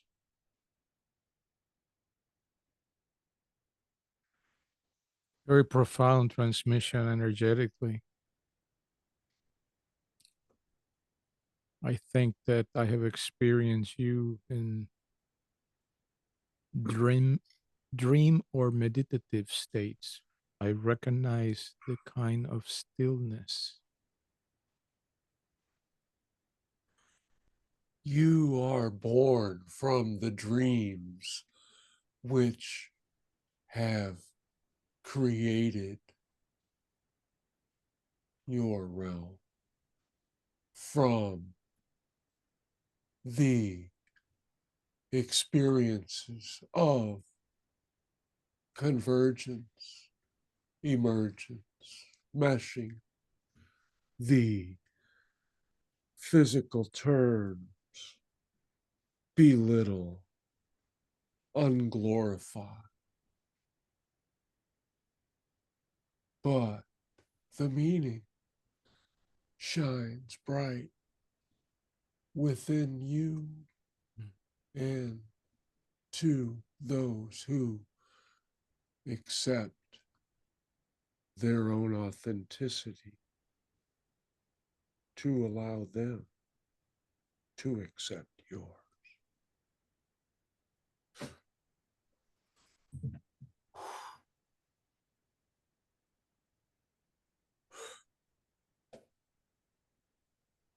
Thank you.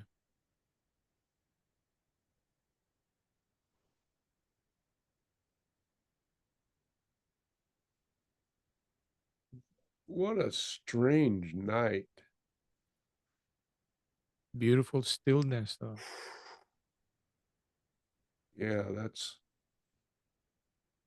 they're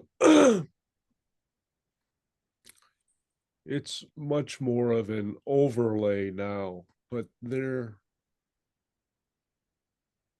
some I would say are not exactly experienced earthwise. I'm being urged to do more exploration, but they are, I will say, in another probability if they want that to happen. Yeah. So these are the Usol. No, no idea. No idea. Okay. No idea. I do not believe so. Mm-hmm. And it seems that at the very beginning, because the hybrid children were kind of ready, but I got the impression a teacher or a watcher kind of usurped that connection simply because I, there may have been probabilities which they had not really prepared for, I will say. You know, I just kind of send up a signal flag and our flare, and whoever came in came in. And I did that on the Lionsgate thing, and you know, I accept what come to me, but that was weird. I'm gonna have to watch. I mean, what the hell's a silvery blue energy being? It was like it wasn't even physical and it wasn't even energy. And how in the hell am I supposed to explain what that is? I have, yeah, there's no physical representations at all. Anyway. Eh, You know, the fact alone that such a challenge appears is such a big hint that we're on the right track, if you know what I mean. Because yeah, and when I do, and thank you. And they, oh, Luis, you are going to have to stretch if you want to piece together the puzzle that they gave you from that little bit of information after your question. They just left little bitty breadcrumbs, as Dave says, and you have to go and find them and hope that you're not, you know, I found that to me the feeling of the transmission was far more palpable to me than the words. I wasn't that focused on the words. I was more focused on what the transmission was, what was causing in me, I guess. And it was extremely profound, great stillness, uh, real deep silence. Otherwise, I couldn't hear nothing anywhere except I was in that space. I didn't recognize any of them. Yeah. Yeah, for at the beginning, kind of an interesting because there was some the children came and it all of a sudden a transition, but it transitioned kind of softly. Okay, so yeah, you're right. There could have been a teacher or something coming in, but Well, then finally they came in strong. well, it was more like there was a trickle that was starting of the hybrid children, and all of this other stuff was coming to fill the rest of the pipe. And then something else just came in, and they just kind of said, okay, okay, now we're just taking over, and now we're going to fill the pipe with what we have, and your little trickle's going to have to wait for another time. And it was like, okay. And it was, I don't want to say it was more of a safeguard, but there were probabilities which they choose not to explore. How about that in a quasi-physical way? Yeah, because I mean, I don't care about names or anything, Mm-hmm. but I don't remember. But I don't remember anything that two of those beings said. Well, you'll have a chance to review it. Yeah. Uh, and you'll have a chance to actually get into their energy from the perspective of you, Ray. Well, I'm also curious about Wendy and Dave because they're obviously sensitive to those various frequencies. Oh, yes, I was, definitely. And when you said that too about the blue, how did you describe that? I was like, oh, I completely relate to that. It was just like, almost like I could breathe in the energy of it. It was, and I agree with Lewis. It was like riding, it was just like riding the waves of the energy. Yeah, not so much the words. Yeah. Exactly. Not so much the word. That's for me. That's what Yeah. it was. Well, and I Yeah. have to say, for me, it's very exciting, and maybe I attribute it a little bit to the idea of first contact specialists and those ideas. But when we're introduced to new energies and new beings, it's very exciting to me to connect to all of these things, to hear from all of these different energies and different beings and different perspectives, and create a connection to them for exploration. I know Bashar talks about some of his exciting adventures, that when they discover new species, new realities and energies, how they are excited to pay attention to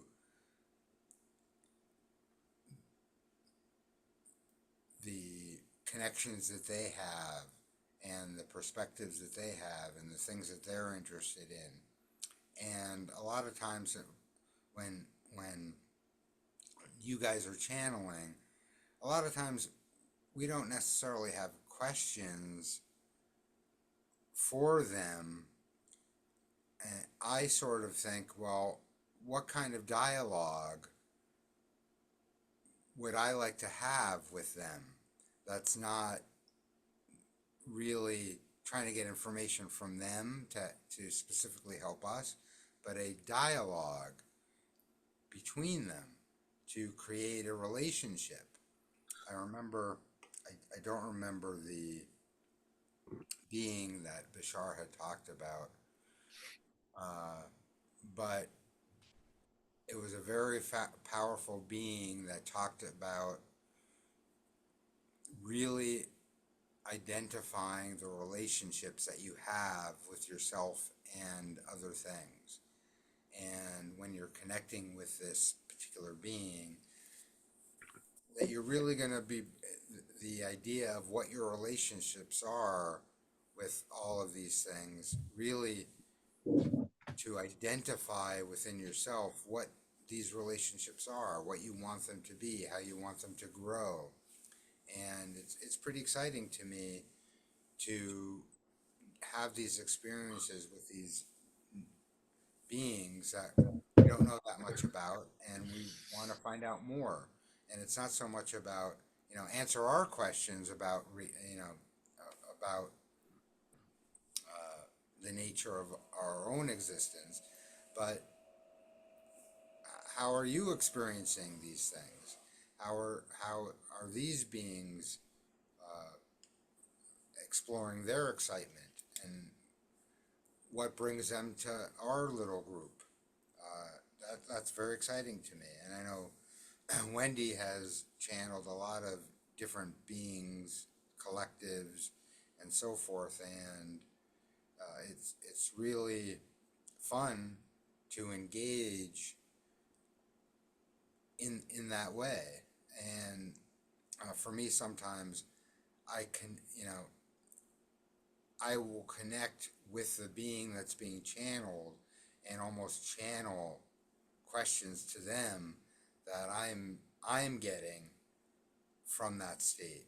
And it's pretty exciting, and it's a lot of fun to explore those things and to learn more about perspectives from points of view that we could barely even imagine. So it's really exciting. Well, Yeah, was that really- perspective really, part. yeah, that was really well put. And and I agree that I feel the same way. Like I'm getting all these downloads, and simultaneously, as you're bringing through these beings and energies, it's like I'm going through different waves of different experiences of my own multidimensionality simultaneously, and in the way I'm also interpreting the energy. So, for example, for a moment, I will feel a very angelic presence. For them, the next moment might be what would go through my mind is my Sasani connection. And all of a sudden, it's like, oh, what I am interpreting as my Arturian self. It's like I go through these beautiful waves and um, of dimensionality as and absorbing also the information, as Dave was implying, and absorbing the information through your vibration of who they, not of like who they are, but it's a like a delivery system to my whole consciousness. Yeah, and it's very interesting because I'm being told at this moment that through your connection to these new things and through our connections to, for instance, the Sasani, and the collective in general, we are bringing through potentially new ideas, new collective energies to other versions of ourselves being presented to, for instance, just as an You- example, Sasani, who are also excited about these kinds of things that would not have experienced them any other way. And the way that we're serving the all in these meetups is just almost beyond our comprehension. The expansiveness of these sharing. Beautifully said, and you know, I felt the same, Dave, that we are actually are acting our part as also contact specialists between the community of many eyes that we have already established contact with. So it's a very collective expansion. Yes, they said that, they just said in that we are master delivery systems, and on levels we have, we're just starting to even, download, and they're like, you're all little post offices for each other, delivering mail, delivering messages to and fro. Yeah, and one of the things that came to me while Dave was talking is, in some ways, they find it humorous that they can throw our energy back at us just to see how we interpret it. That's an interesting one, huh? Yeah, because I mean, it's all, it's like, oh, well, the oversoul gave all of the tools to the soul, and then they're throwing in additional stuff that they didn't give them just to see how they react to it. It's like, oh my gosh, we're just trying to get a bigger petri dish. That's all we're trying to do. Well, and it was great that you mentioned too that we introduced a probability that was unexpected. And that is a really monumentous achievement and I very agree. valuable. Yep. ex- And we're all teachers and learners. well, I'm feeling very high, very high vibrational, Syrian energy. Syrian energy is what I got Very too. high right now. Like I am like Yeah. vibrating in Yeah. their frequency. I'm amped up on this end. Dang. And one of the things that occurred to me too is that our reality is so far off the beaten path. I mean, anything physical is off the beaten path the way it is, but this lack of remembrance and limitation, any being who encounters us says, hey, this is prime for doing something novel. Our race has not experienced this kind of uncomfortableness. So everything can change in new ways just because they get here. And it might be they're only like the ones who came in that were looking around all the time. I know Christine Anna saw that. I don't think they've ever experienced physicality as a human, or maybe not physicality at all. Like they were wondering about all of the books and stuff like that because the representations I was giving them did not correspond with anything that they could really lend understanding to. They did not understand they were representative of thoughts. They just saw them as like you would on a display home. Well, there are these things. there was no deeper meaning to them because it was so far out of their experience. How can they? Now they know. And every time a being visits, they leave a guidepost saying, I was here. So, like we do with subscribing to YouTube channels, right? They're like, hey, I've been to this being before. Oh, look where they went. I like where they went before. Let's go over to this side. It's like, oh my gosh. And all of a sudden they show up in our reality. And we're like, oh, we've been calling them in the whole time. Well, they're here now. It's Thank funny, goodness. They're not Bashar, leaving anybody tonight or in any foreseeable situation. They're here. I was hoping somebody would open up because they were answering questions that people asked with telepathy. And I thought that was kind of strange. And I'm like, who was thinking about a barn? It started out looking like a barn, an old barnwood. And then it moved to like all of these seats, like on a plane or something like that. And then it expanded to like more of an auditorium, but it was in a line, not really built up in scaffolding and on both sides and stuff like that, like chairs put up in a basketball court or something like that. And I didn't know who they're just answering these questions for people who thought them. And it's just popping out my face. I don't know what's going on. But I was like, who is the, and we might find out, oh yeah, that was a listener who's going to catch this in another 3 weeks or something. So I'll throw this out because maybe it will help someone listening. But when I first started communicating with other entities, and this is not verbal channeling, just talking in my head, I was doing a lot of practicing of telepathy kind of things, and I would literally say, here's the thought pattern. Just instead of, go ahead, Ray. Instead of trying to verbalize it through thought patterns verbally, I would just sort of send the images and ideas of what I was thinking, and I'm like, it's a lot easier to just do that than to try to verbalize my question. And the message got across in like a split second, as opposed to me trying to talk through it.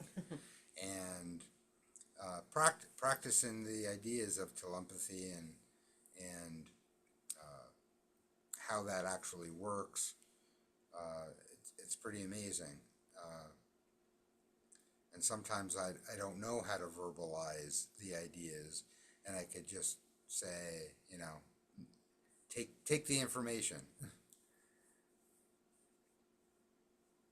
But yeah, it's very exciting. And I know Bashar had said, and I know I reference Bashar a lot, but I know Bashar had said that they had met new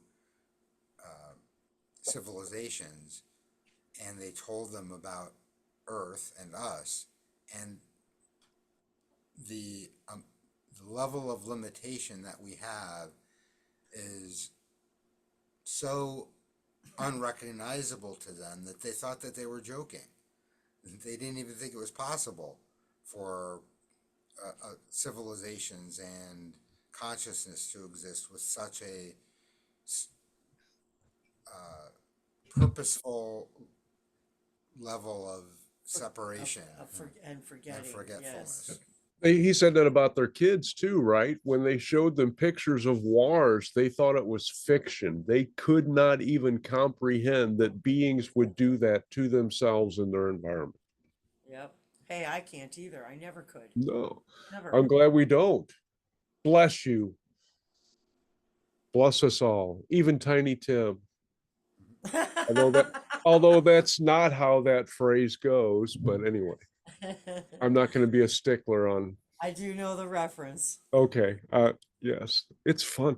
And and like they answered a question about an amusement park ride. And I don't know who's asking or if somebody actually thought about that but I liked the answer. I remember I really liked that answer, but I didn't know what the question was. I mean, And it could have been somebody watching later.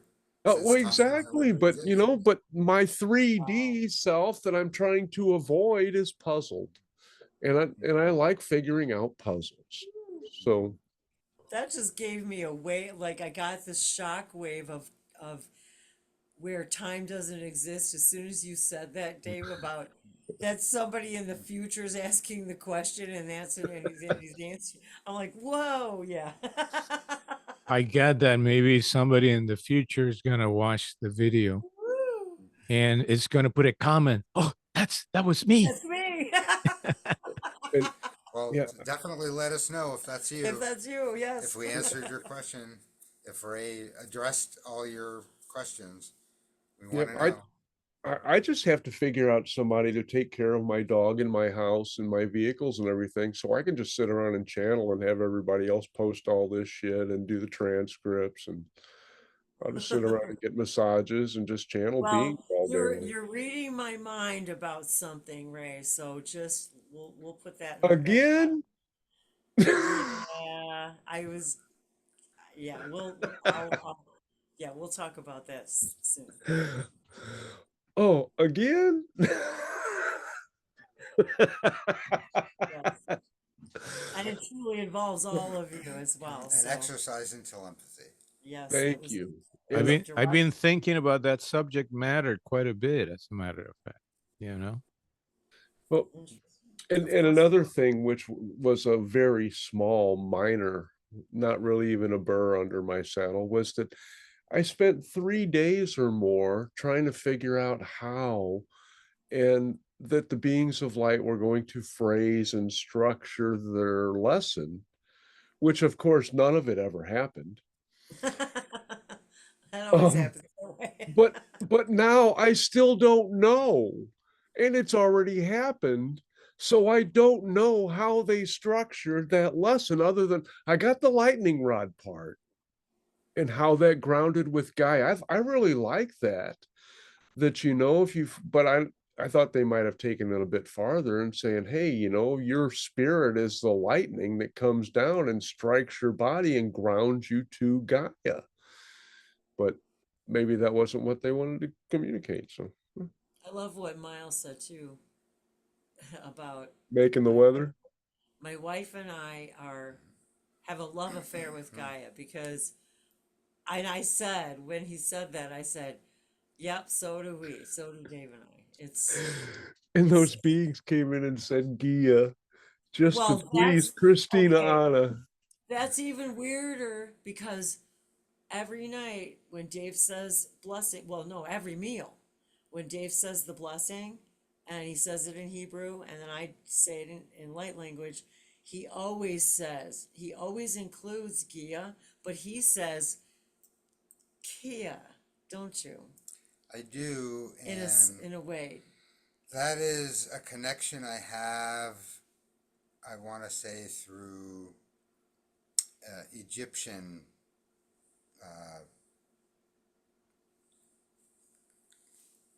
some Egyptian connection where I have a strong connection to some of the Egyptian language, and I think that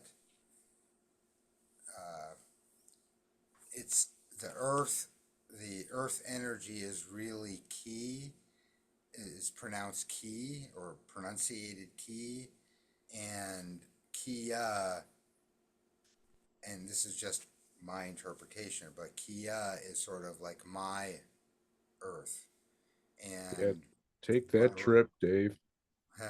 my relationship is more, instead of Gaia being a mother Earth, is more of a child.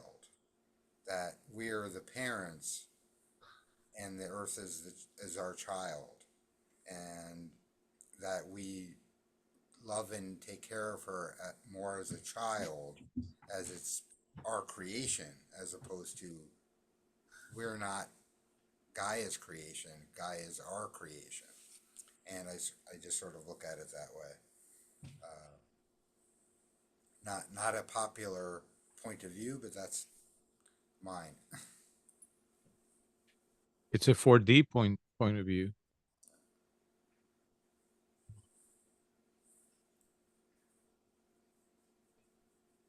In other words, entirely vibrational. And I do find it quite deep, even just as a blessing for every meal, you know, including those ideas and including all of the foods that are produced by that child. It takes on another level. Not it you know, it's this and that. It takes on a whole nother level for me of appreciation and gratitude.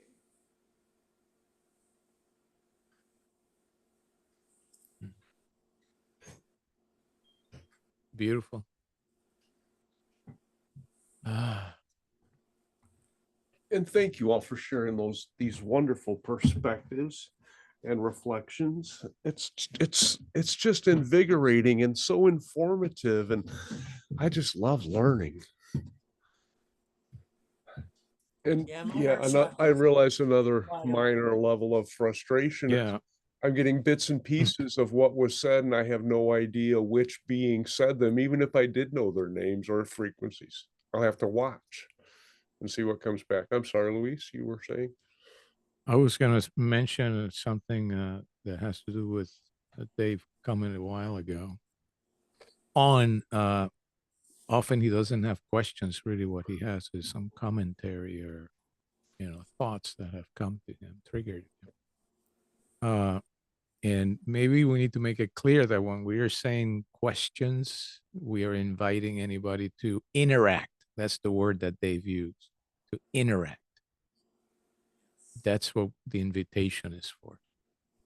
Good point, host. I'm leaving that up to you.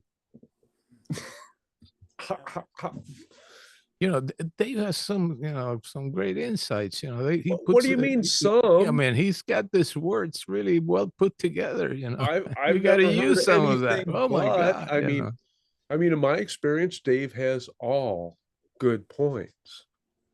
You know, and not that I'm judgmental. They're points that I prefer. Let's put it that way. Sure. Boy, you must have really needed some buttering up or something, Dave. I don't know where all this shit's coming from. Well, I think we all understand that sharing perspectives, regardless of what they are, is really what it's all about. That's part of how you expand yourself. You don't have to buy into all the perspectives, but being aware of them, and certainly when we're in a group where they're all coming from a loving place, even if they're different, they're they're only expansive and beneficial. Well, it's a way of getting a little more aware of what all that is, and all creations of all that is are perfectly valid. They may not be my choice, but you know they're perfectly valid. So it's important, and it will alter somewhat how we view ourselves a little bit too, which changes everything or can change everything. You got that right. I was just told that I will have so many beings that it wouldn't matter even if I did have names, because some of them may only show up once or whatever. So it's not important because those details are going to get lost anyway. Right. You are so right. You Yeah, are but so to right. me, that's very exciting. I'm like, more beings? It's like, oh, and here's the second big box of unique chocolates from Belgium that you haven't tasted yet. And you're like, oh my gosh. And then you look and there's a delivery guy and he's bringing more and more. And you're like, I want to stuff them all in my face. No, you can't. You have to savor each one. And you know, I'm so glad that this subject came up. Because that is so true, right? It's, you know, sometimes I have forgotten over the years how sometimes they just come in once, just once. And I think it's important for people that are listening to this or who are experiencing their own channeling. Um, it, we do not, we are so multidimensional as we use that word so much in these high vibrational channeling sessions that we all have to remember that we don't have to ad, like adhere to anything or to be exclusive in anything, and because we are experiencing our unlimitedness. And so I'm really glad that you brought that up, because people who have experiences telepathic are thinking, okay, is this real? Is it not real? Is this a one-time thing? What is this? What should I do with it? Um, and so all of us, will experience all of these different levels of this telepathic new awareness of ourselves, and to not feel like we have to, like, oh, I only channel this being from this world, and that is all I am. And that is all and I'm not saying there's anything wrong with that. Do not get me wrong here. I am not saying that. What I'm saying is we are now at a new level, as you just as eloquently described tonight, in moving into these higher dimensional. We are now these new vibrational beings simply because of these hangouts.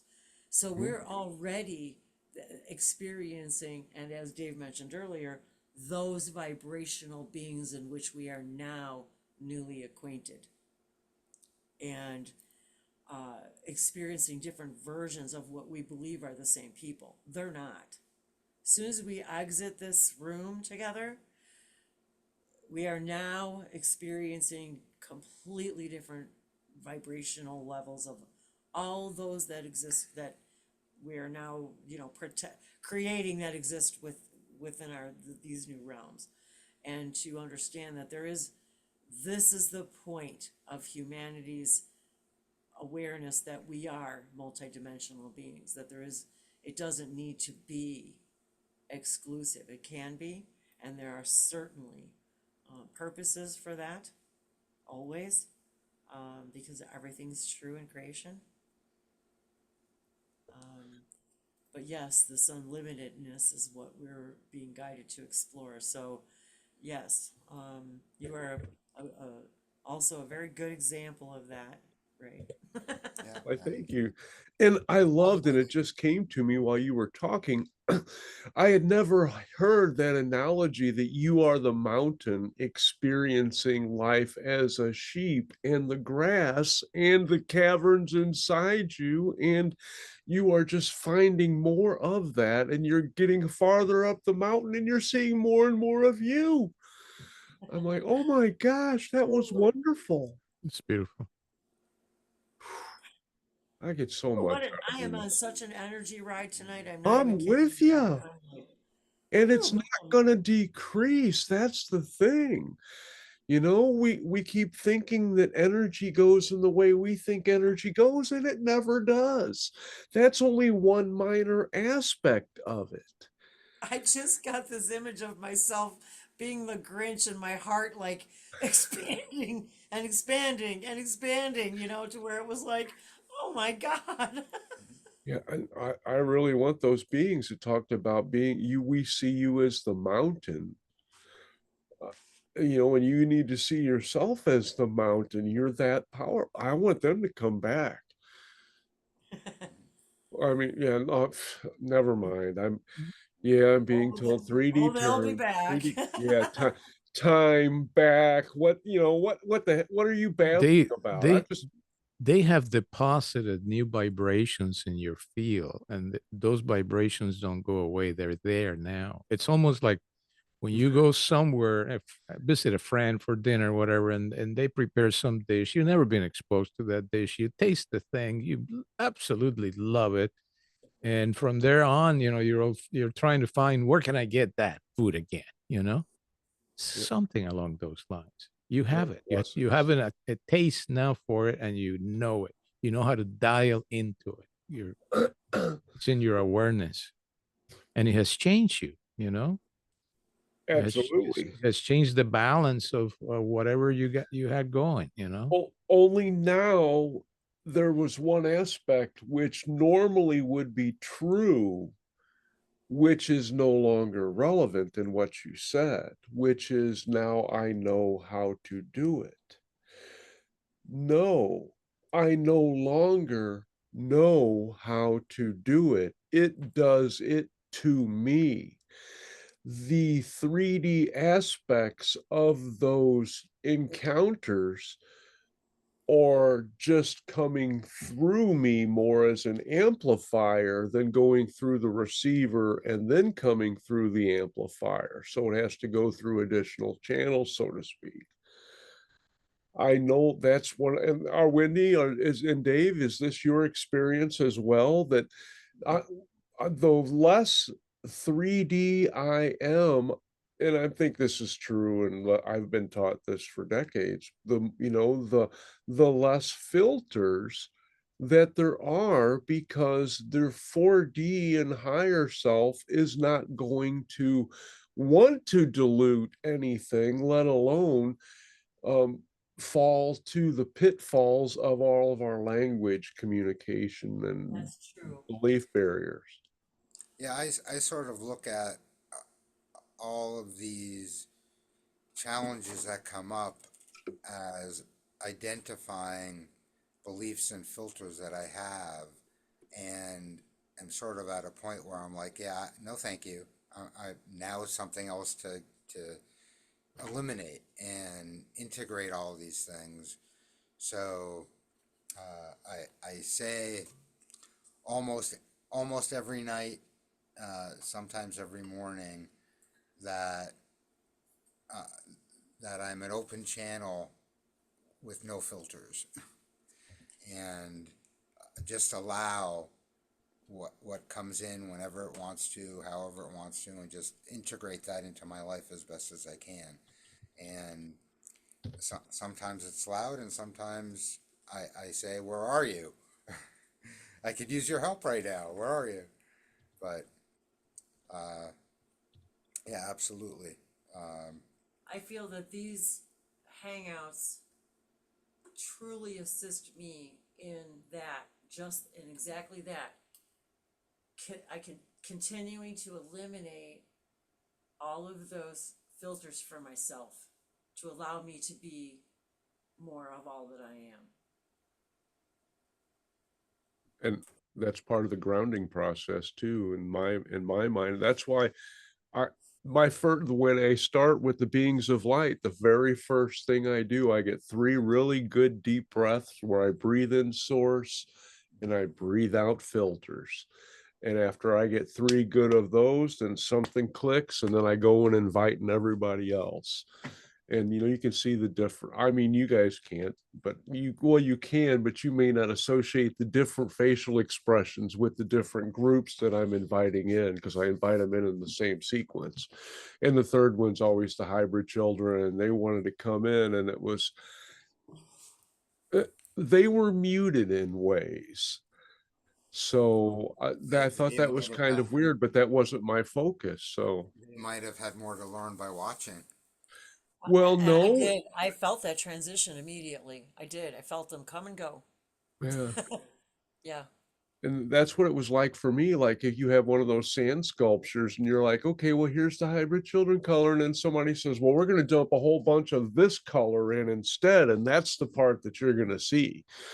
And it's like, okay, what? Wasn't there kind of like an in between set of energies between the hybrid children and whatever name we wish to ascribe to the latter group, the blue flame, the, that I perceive as a teachers or caretaker kind of energy, That is a very good question. For me, the way that I understand it, the Pleiadians put in like an open source navigational password contraption pathway out there and taught other beings how to access me in this particular time space coordinate in this particular or another particular way.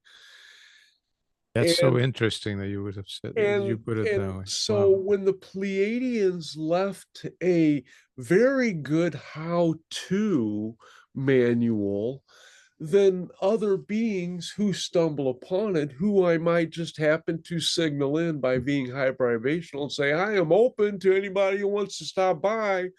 It's like, holy shit. It's like, hey, I just hit the lottery. Anybody got some cookies or something they want to sell me? It's like people are bringing their lawn furniture, everything else that they want to get rid of. Yeah, give me some cash. I want some benefit for all this stuff. And that's why I was kind of facetious today on one of the messages I put on Facebook. I need help. There's all of these beings and they all want to come through. I can't do all of this by myself. Come on, people, get get them impulses. Heed this shit. You are worthy. Come on.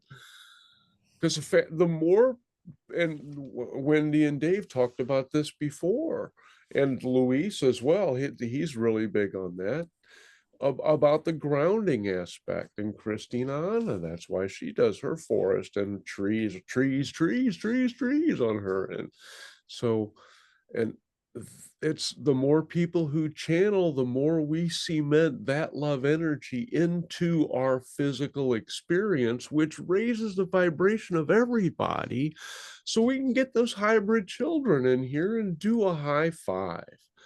Oh my gosh, I'll be crying for days.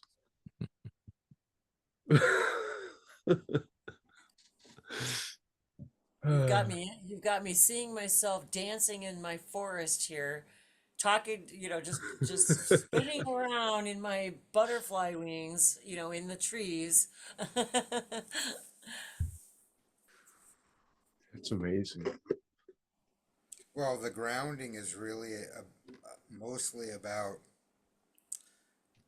the actions that you take to bring those higher vibrational ideas into the physical reality. I think that's Yes. sort of the definition of grounding. You can, if you're not taking the action that matches the idea, then you're not really bringing it into the reality. It's not really being grounded. Just like with channeling, by having other people present and participating and asking questions, or at least participating in some way, the information doesn't come in the same way to the physical reality. And that's sort of the idea of connecting the circuit and grounding the circuit so it could flow through and actually become part of the physical reality.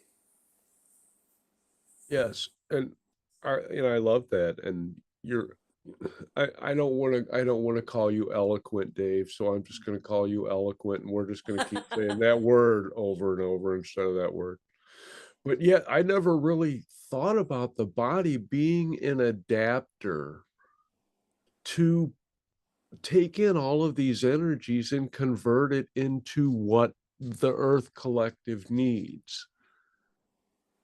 Until tonight, I'm like, I'm getting all of this information and all of these wonderful examples that resonate with me, and I'm like, I'm just becoming a better mentor and teacher by the moment, thanks to all of you who are helping me experience all of this.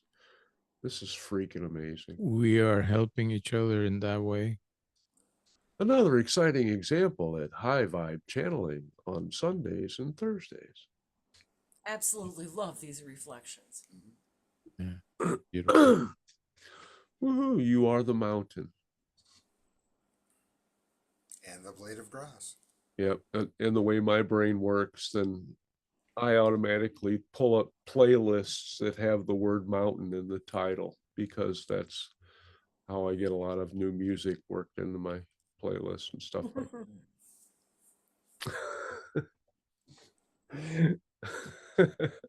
Funny, I've been thinking a lot about mountains today, and my sister's been sending me, she's been traveling in Oregon and the Redwood Forest and Washington and California, etc. And so she's been sending me these wonderful pictures, and so I've been thinking about mountains all day. So I've been feeling that mountain energy today. So thanks again for that reflection. And I got the picture of the album Mountain, the old Leslie West group, and his name was Mountain because he was 6'8", 400 and something pounds, playing guitar, and he was a mountain. So they said that. I don't know. I've heard different stories about how they got their name, but the important thing is I got to hear them and use it as a reference right now. That's what I learned. I learned that so many years ago, so I could say that now. Exactly. Exactly. And you're creating it right now. I invented that memory just so I could pretend that I heard that before. Because you're going to need, you're going to know what you need to know when you need to know it. And I knew all of you needed to hear it. Otherwise, you wouldn't have. Like this. Oh no. Does it See, ever end? You already know the No. answer to that. I didn't know there was a musician that was named Mountain. That's No, pretty I did fascinating. not know that. Oh, the rock group. Yeah, Mississippi Queen was one of their Oh, things that. that charted. And they also had another one called Nantucket Sleigh Ride, which is a slow instrumental, which I'm not really fond of in a 3D judgmental kind of way. But yeah, they had a little success with that too. But yeah, they toured with like Free and Bad Company back in the day and Ooh. early. Okay, I just got this big rush, you guys, so I just got to say, Woohoo! Louis, that to thank you for being such a an open conduit, a facilitator, open contact facilitator. Dave and I, that is one of the things that we like to use as a permission slip for ourselves, is open contact facilitator. And I just got this big rush of gratitude for you being this Thank you. this open contact Thank you. facilitator. Very humble. And by your that. Thank you. energy, your voice, just like Thank you. Dave, you guys Thank have you. this very Thank you. familiar I'm very resonant with his energy. It's yes, really I interesting. feel like you are like probably of the same oversoul. That's I mean, I really feel, You know, it makes me happy. It does. It makes me really happy. I don't know, Yeah. I just feel this brotherhood kind of thing. And so I don't know, it just sort of came over me, you know how these things just come. And so we're all channelers all the time. And so I just wanted to All the time. Absolutely. share that. Yeah. And it was just this big rush of love and energy and Thank gratitude. you. And it's like for your I'm overjoyed necessary. by the presence of all of you and by so many others that come here and that share themselves, ask legitimate questions that they have, and they react in their authentic ways. Well, It helps me. It enhances me, and so it's just a beautiful experience, and that's why we're here. And that's why And we're here. another thing which just came to me that seems like it's happening a lot tonight, is that as a group we represent so many different base energies which allow beings familiar with that type of frequency to easier access what they need or we need from where they're at. And it is that mix when it is combined together, which creates a super gateway to build off of and reflect off of and bounce off of everything that they need to get even farther than what they could before. It's just that energetic impetus of creation behind it all. That is so freaking, and one of those representations, of course, has a ego that's bigger than those mountains. And when Wendy was talking about that, the first thing that came to me is I did a great job making these wonderful representations of you. Yes, indeed. Yes, indeed. And that's the wonder of this group, because we all fill this niche where we wouldn't have thought about.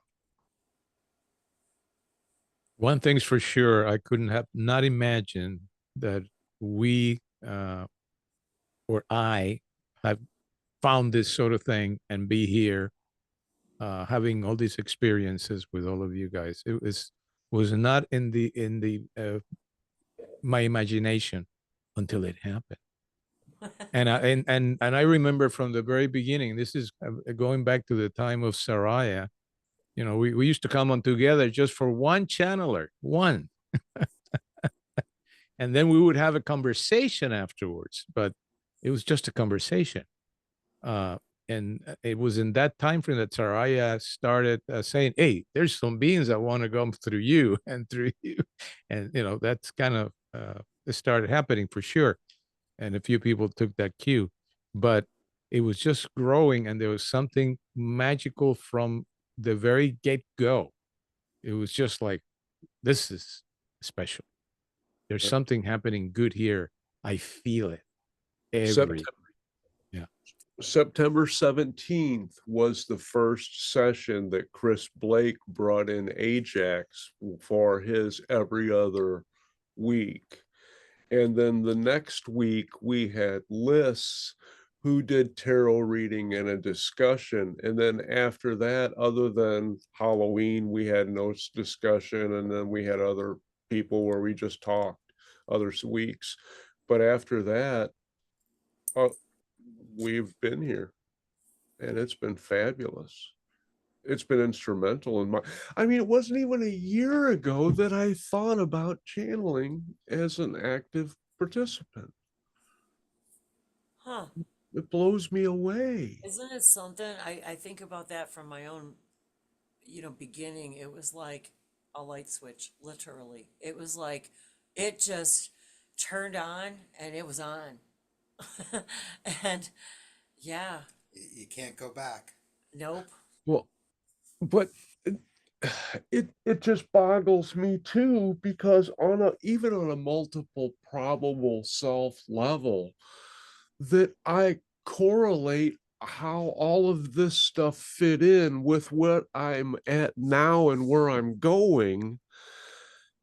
And I don't know about you guys, but I didn't used to be able to think about, let alone conceive and hold in my mind, all of these different versions of myself at once. It's like being able to watch multiple channels at the same time. And that doesn't include all the people who are sitting on the couch and around me who are watching all of these things at the same time. I just got this vision from my guides about if you guys could all picture yourselves walking around like this, how you see on the internet, like versions of a human body, but it looks like just a whole aura field.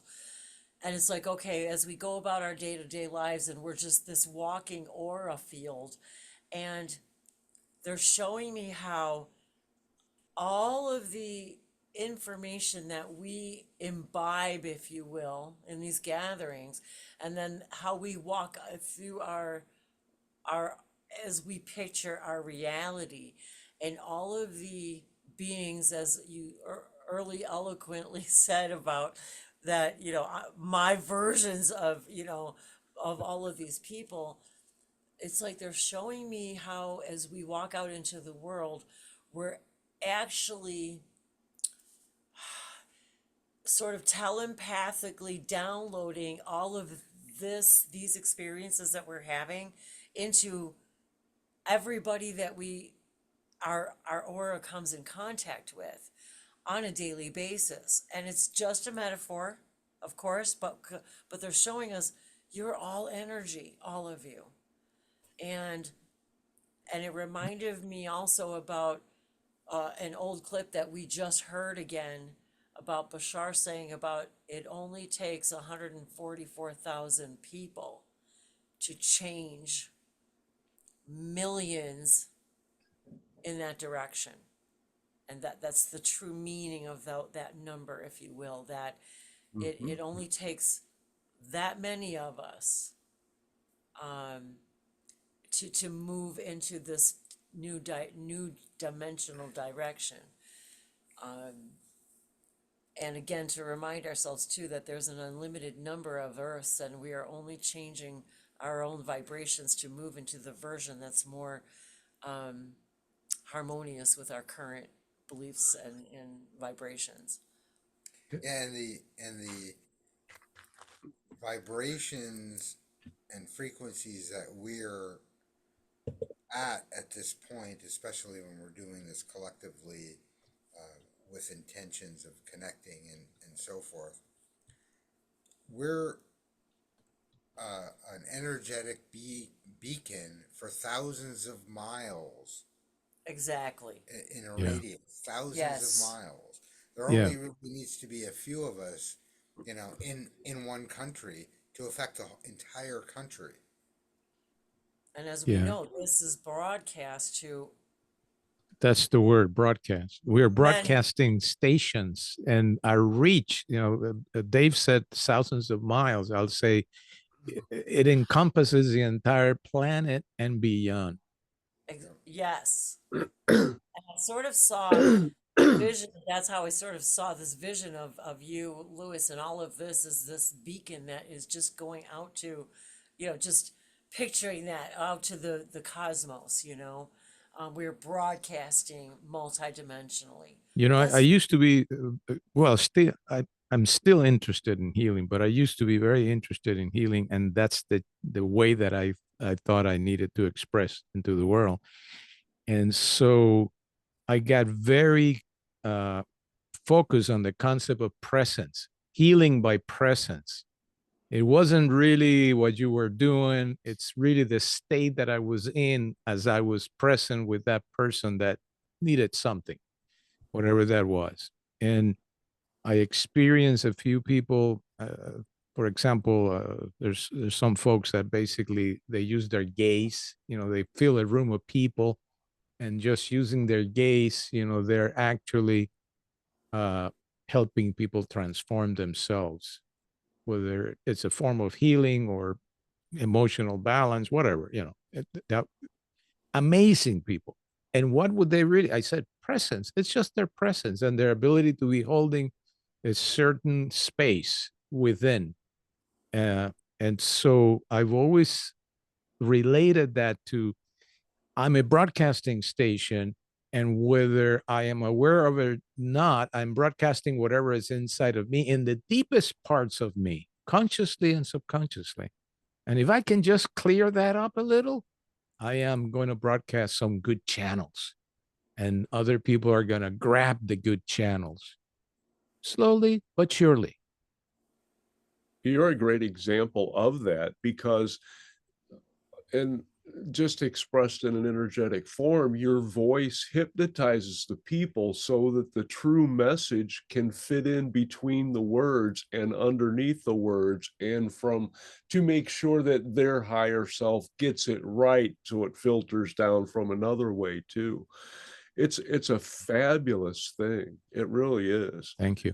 I mean, I have a memory, okay, of being having a incarnation in the times of the great philosophers, the Greeks, and in that incarnation, I was not really somebody known. You know, I'm not known in any context of the modern world because I was also somebody that was extremely humble and I wasn't trying to make a big name or create a big splash, but I had a group of people that were my disciples.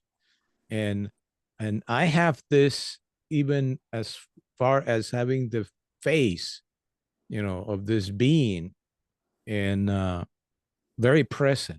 Okay. And the knowing that in that incarnation, I had very profound understandings and wisdom, okay, that it's helping me now here in this incarnation. And never mind what I did or I was not able to do with that one. Okay, that's not the point. The point is that I had it then and I was able to connect with it.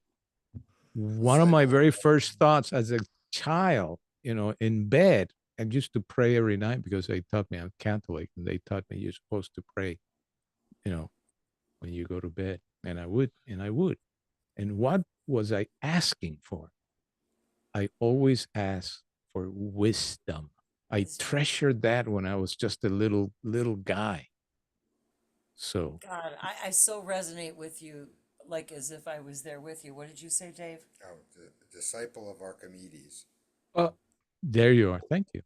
and also, as soon as he started that, there were beings that wanted to come through. I don't know if they were related to that, but how could they not be? But my 3D self is craving tea. So if you can hold on a minute, we can see what, when we prime the pump, what color liquid comes out. Okay. We give you that opportunity. I resonate a lot too with the healing information that you were Yes. sharing. I many times I was in a hospital or clinic kind of situation where I knew the main reason why we were there was just to be in our higher energy and share it with the other people that were there and to assist with healing in that way. And there was definitely a knowing that we didn't have to talk to anybody, we didn't have to do anything, we just needed to be there.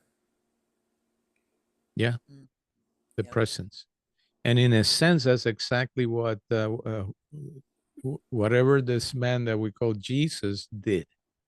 It was presence, his ability to be in a state that was. It's not about words. It's not about putting the hands here or there. You know, that could have been a permission slip for the person to think that something's going to happen here, but it was the presence that And created the healing. that is a gift, I have to say, that you have given us, is that the allowance for Dave and I to come and be present, because as you just said, there are times when we don't have any questions, we don't even necessarily have comments, but we feel like we just want to be present and present Yeah. with the energy and just be with.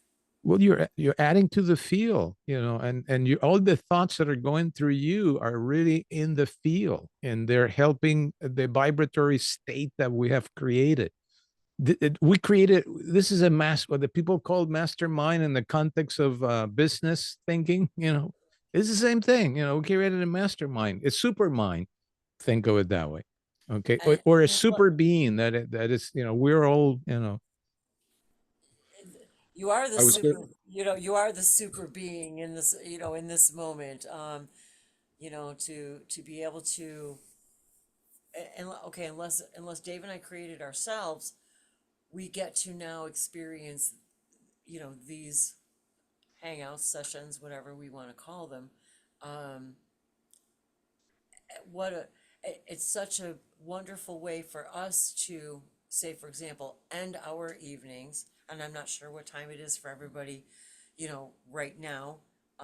But for us to be able to, you know, have sleep follow these types of hangouts is dream invoking, that idea of waking up in the dream, of being more aware of our multidimensionality and recognizing this is the dream. And when we sleep, we are who we truly are, and that's when we all really hang out together. We already are right now in this moment, because it's all now. Or waking up in the dream before Yeah. we go to Well, sleep.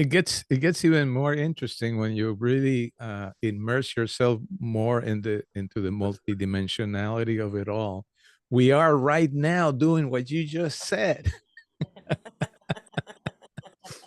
Okay. We're doing it in parallel. We're the biggest parallel processing computing thing that there's anybody has ever even conceived This or is will ever true. conceive. That's who we are. And This is and I know Dave had a nice indication of how far we have all come, because we can sit and talk about infinite selves and unlimited lifetimes. And before, that was just a concept we were trying to get our head wrapped around. And now it's just a matter of course that we know we've had hundreds and thousands of experiences in realms which we cannot even fathom. It's just nice. And yes, I was wondering who was prompted whenever Luis started asking his questions, and the Usol just said, "It doesn't matter. We're not letting anyone else in." That They had yeah, exclusivity deal with Ray. talk about making my Yeah. question irrelevant. Cut that off. We don't want to go to that low level. They've been around for 2 weeks. Yeah.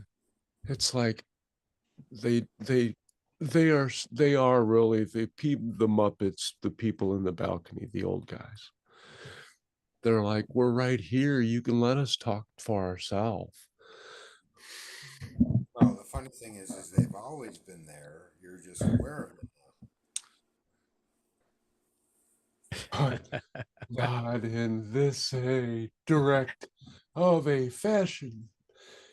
You too can experience the magic of this particular energy. We say that like you have not dreamt our magic before. It is a connection which seems to fade if you beat it to death with time. But outside, the vibrancies don't fade. The energetic impulses, which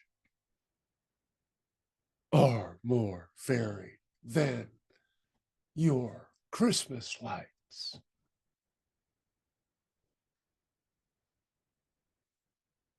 help paint reflections of other realities as they shine on not anything but unending, and those things which decide to create within them do so. It is an explosion of your fireworks in a limited 3D form. And we have been billed as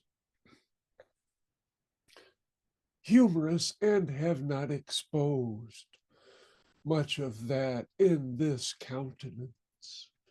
There are learning periods of adjustments like there are to our sense of humor, which you all share in one way or another. And those two can be synchronized into a more unified understanding, vibrational comprehension. So that, yes, you all get the joke. How can you not when this is all of you pulling together to have this imaginary episode that you enjoy? So you say, let's feel this energy. And before you can say ta-da,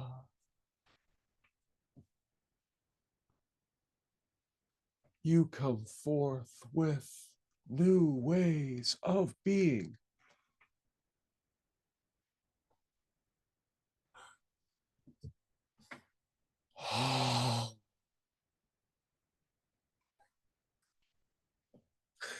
Now, this is a more joyful rendition.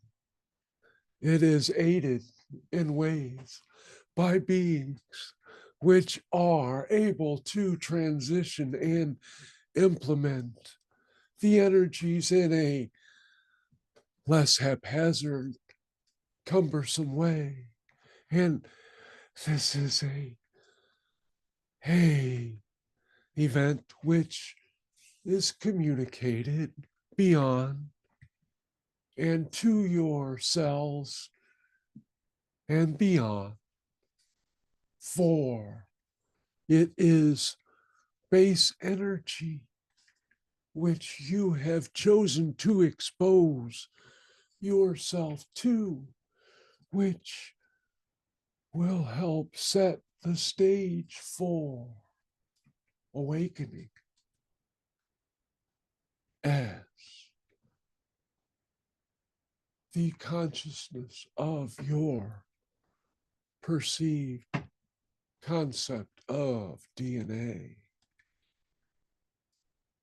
vibrates forth one after within against the other, awakening. And with each vibration, you earn the awakening, for you call forth greater versions of yourself. It is that resonance which signals you are ready. You are ready. And knowing you are ready helps others realize not that you are ready, but that you are possible. And they are ready to see what they see reflected in you. What do you choose to reflect back to others? It is merely as you see more of those consciousness deeper into, you notice the little resonances which do not allow flow, which impede. And it is always a choice to reflect those portions and knowing it and choosing the most heartfelt, is one of the truest expressions of your reality in a aligned, multi-aligned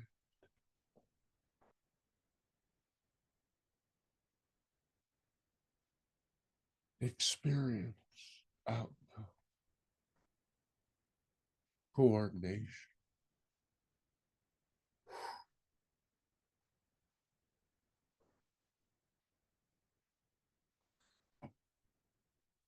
Oh.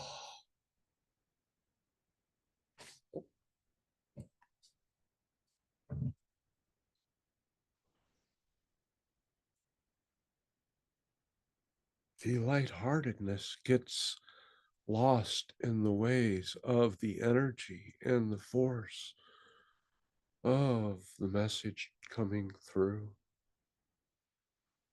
But we wish you to know that as paper airplanes, you soar quite a long way. You are folding and bending yourself, practicing against new currents and different means of propulsion.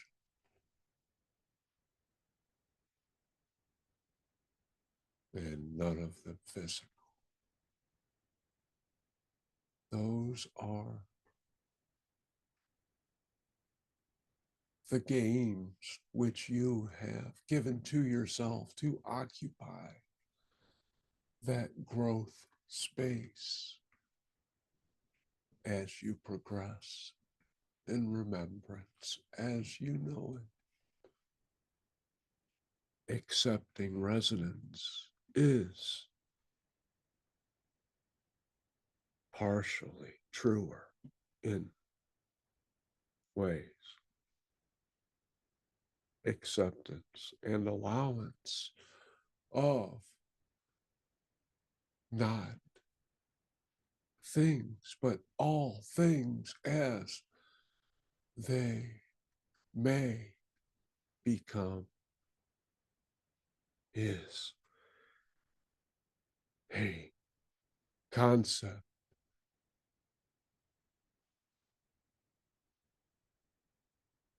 which rings on endlessly. And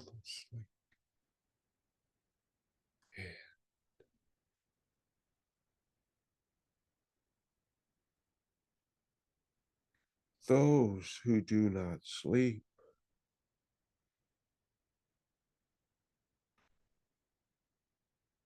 merely imagine slumber.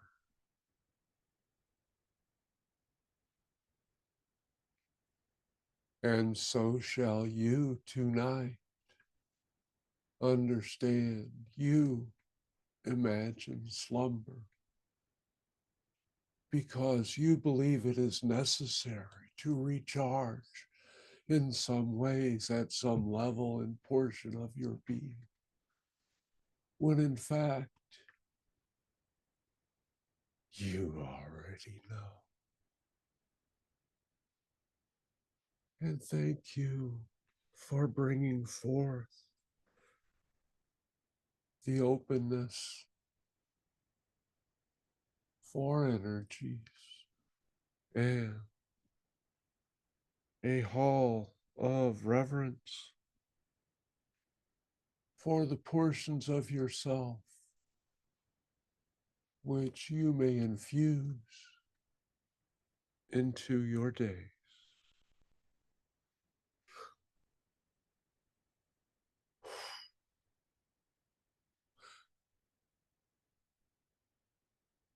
There is a left-handed energy which has been called upon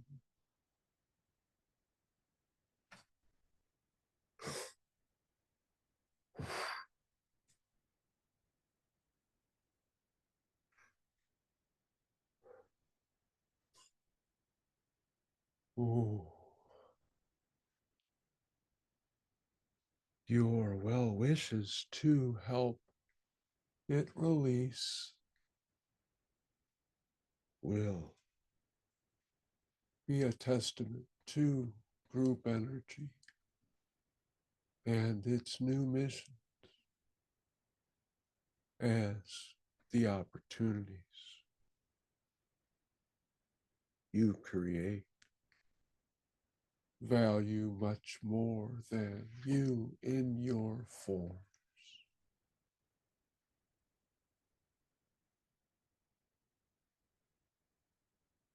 May you feel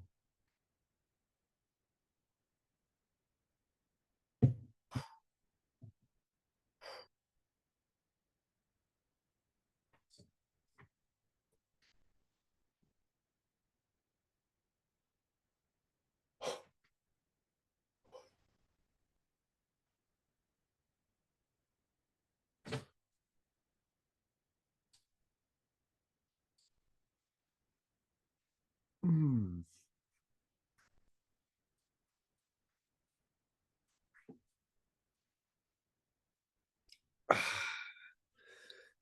I can't tell if they're coming or going or sticking around. I love that the whole of reverence as a metaphor for the gatherings that we participate. And there were lots in that gathering that they were referring to. I mean, and I know everybody here understands that, you know, there are multitudes and not just humans, but inhumans also, because they're viewing from however simultaneous time distance you want to forecast into the future in your false remembrance of the future, which we're creating each moment, right? Just like our past. I remember a future where I created now. Beautiful. I've never had somebody tell me I was beautiful while I was drinking apple juice. Thank you. Yeah. I've been practicing. Does it show? Doing the juice thing and the,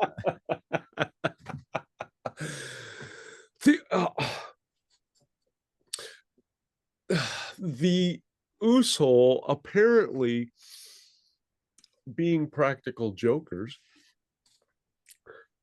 kind of left me high and dry by saying how humorous they are, and then they show up and they feign stage fright and they leave and let other people take over. Which, yes, Christina, it is humorous in a way, but There's such an energy of celebration that